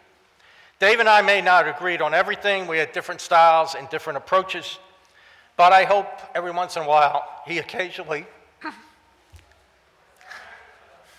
I said I wasn't going to do this. I occasionally hope he looks down and approves of what he saw. By the way, on a lighter note, I think many of us know that Dave was strongly against consent agendas. So sometimes, like today, when I voted aye on all bills, I swear that desk and chair was vibrating a little bit. Thank you. I was also fortunate to interact with the people of Philadelphia over these many years and to have the support of so many, including the leaders of the Democratic Party, organized labor, many varied interest groups, and of course, the everyday citizens. I will be forever grateful for the support they gave me. I was fortunate to work with the dedicated employees and staffs in the city government, but particularly here in council. As Councilwoman Blackwell said, everyone here does a great job, and I've said many times that we are extremely lucky to have the talented individuals we have here. Thanks to all of them for what they do and for being a friend of mine. And speaking of staffs, I was very, very, very fortunate to have the great people I've had on my staff, both past and present. A number of them over here right now. They have had the very difficult task of making me look good, and they more than did their best. I'm proud that one former staff member now serves in the State House of Representatives, and another heads a governor's commission. Some have started or about to start a happy retirement.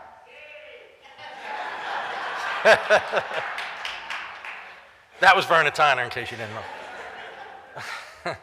And I believe Philadelphia is lucky because the others will remain in city government. Thanks to all of you. I will always be grateful for our years working together. Thank you.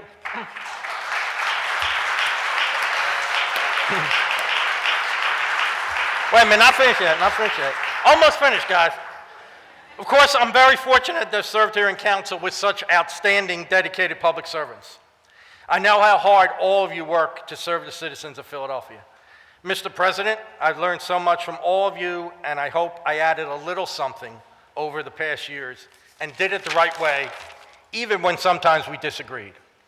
To that end, I feel one of the best compliments I ever received was from our late friend, Councilwoman Joan Krajewski, who once told me, "You know, Greenlee, for a bleeding heart liberal, you're really not a bad guy." Last but certainly not least, I have been very fortunate to have as a #1 supporter, coach, and trainer, my wife of 30 years. Leslie would be here today, but she's doing her job teaching at community college. We'll soon find out how much he likes having me around a little bit more. So let me finish by just reminding everyone, like I said, it's been 40 years, and old habits die hard. So if sometime next year you see me getting off the 48 bus over here, start walking towards City Hall and stop short and sheepishly turn around.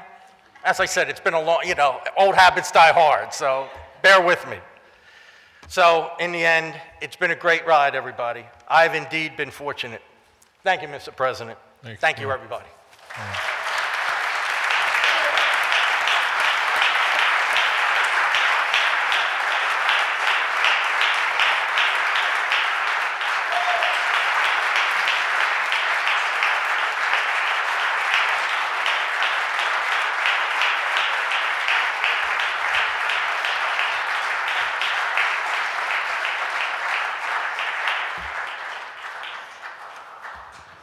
Man, Bill, you almost made me show emotion. I don't ever do that. I don't ever do that.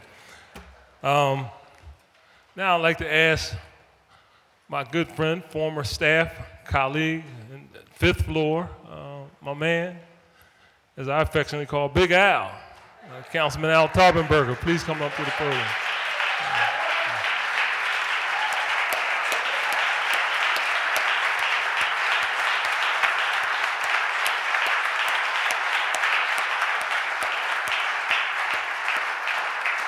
President, thank you very, very much. This will be brief, because I was here the briefest of all the graduating class of 2019. But I first got into this building was because of Councilwoman Joan Krajewski. The second time I got in was because of Councilman Jack Kelly. I served as his chief of staff. The third time I got in was because of the people. And I appreciate that very, very much. That meant a lot to me. And the first four people I want to thank is my grandchildren, Ava, Allie, Cecilia, and Georgie, who sat through this entire process. Stand up.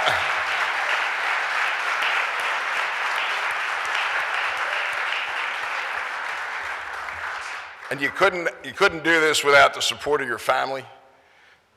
My wife, Joanne, who is working. I wonder how she's going to like me being home. I think she's going to tell me, get the heck out and get a job. And I think I will. But I also want to thank my son, Matthew Taubenberger, and my daughter, Elizabeth Clarke, and her husband, George, who is the reminder to me, because I grew up in a German neighborhood, of remembering all things German. And it's was drummed into me by my parents, who I can't thank enough for this. But I couldn't have done it alone.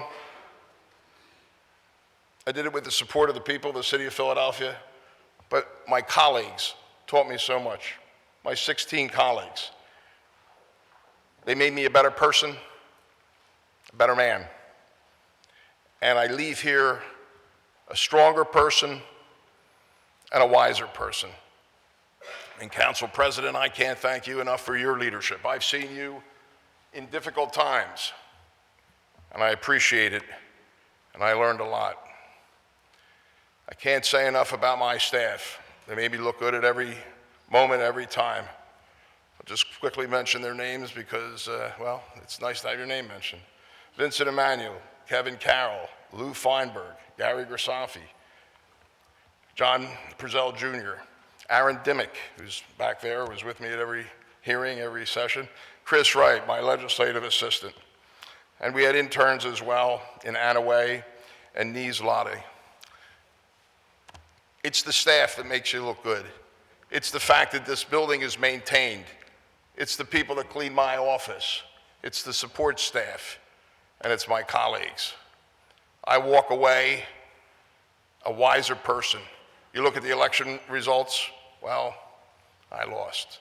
But I won so much more in experience and friendship that came out of this chamber. I can't thank you all enough, and I appreciate the time I served with you. And I'm not that old. I'll be around somehow because my wife's going to kick me the heck out and say, do something. God bless you all, and thank you very, very much for the opportunity.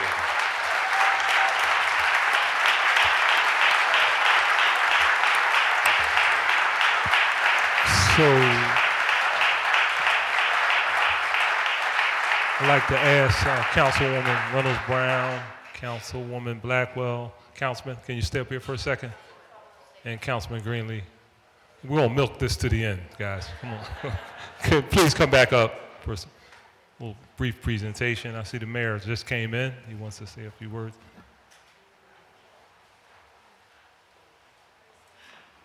This is a small token of our appreciation.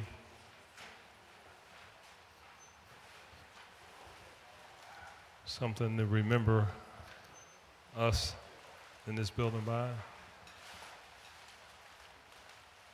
Who's doing what? I don't know. Oh, there you go.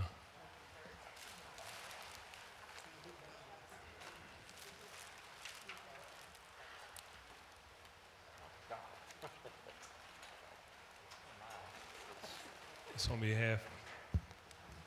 behalf of the City Council of Philadelphia, we'd just like to give you this small token of our appreciation.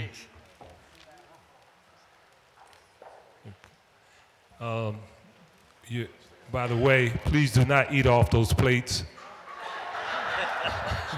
I know you'll be tempted, right? They're not microwavable. All right.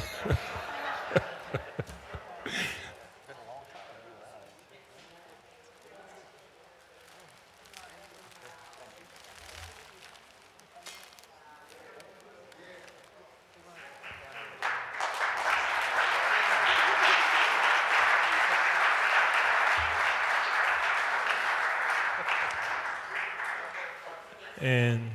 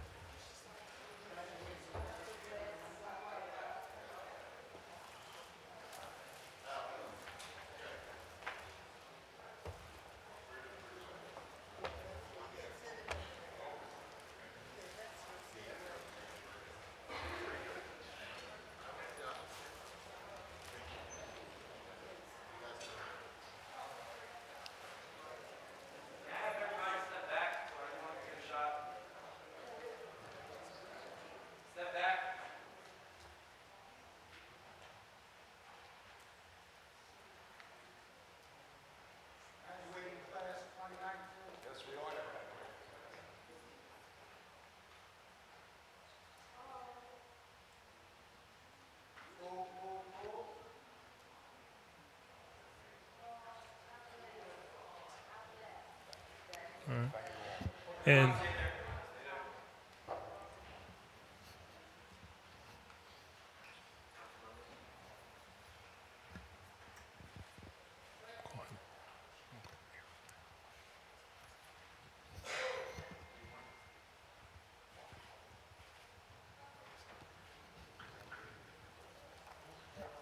good. All right, can you all please stay up? We have a special guest, a former member, would like to say a few words. Mr. Mayor, please come on up.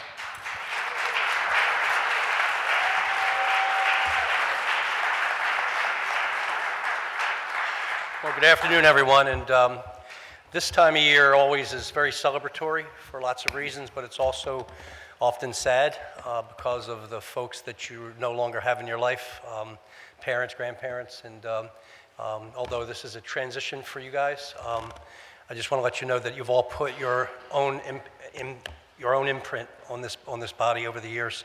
Al, from your support for small business, Janie, you taught me about what it's like, or what homeless people go through and why they need special attention and not just be moved away from our view.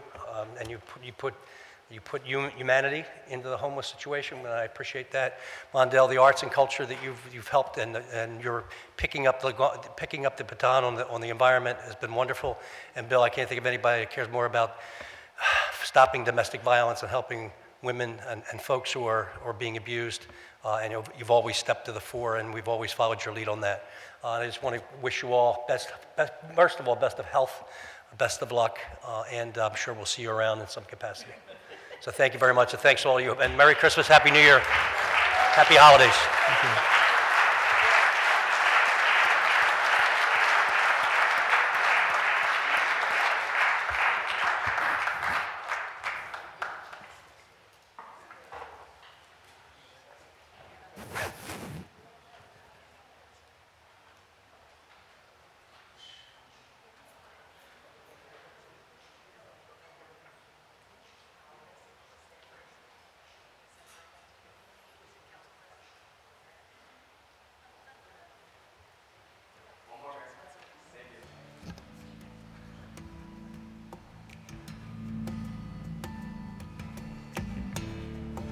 Hold on to council members. Thank you, Mr. Mayor.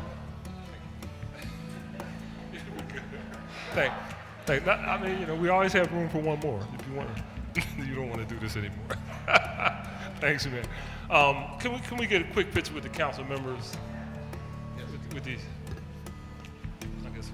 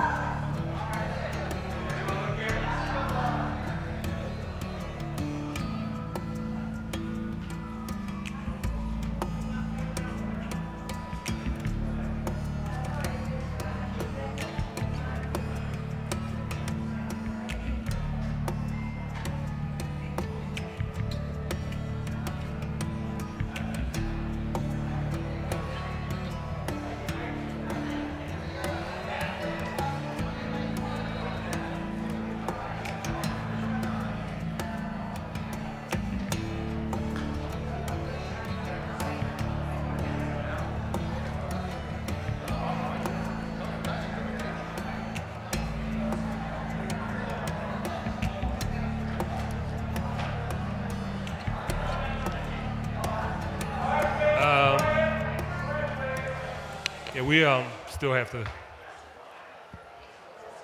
still close it out.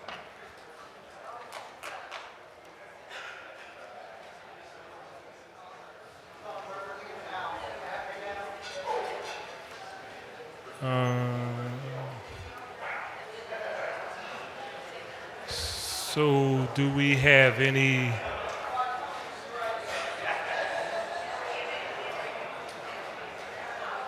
Have you guys' attention? Do we have any speeches on behalf of the minority? Speeches on behalf of the minority? Speeches on behalf of the majority. Chair recognizes Councilman Jones. I will defer my speech in majority to my colleagues so that they get the last word. Thank you, Mr. Councilman, you're the only one teed up. Anybody else? That was it? Me? Well, you know, me, well, you know. For one, well, anyway, I got to tell you guys that I know you think you're out of here, right? But stay tuned, all right? That's all I'm going to say.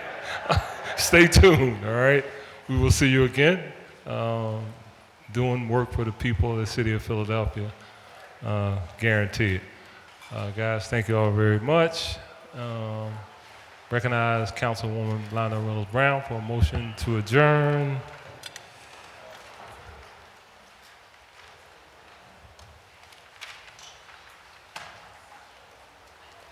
I do thank you, Mr. President, and I move that this city council stand adjourned sine die.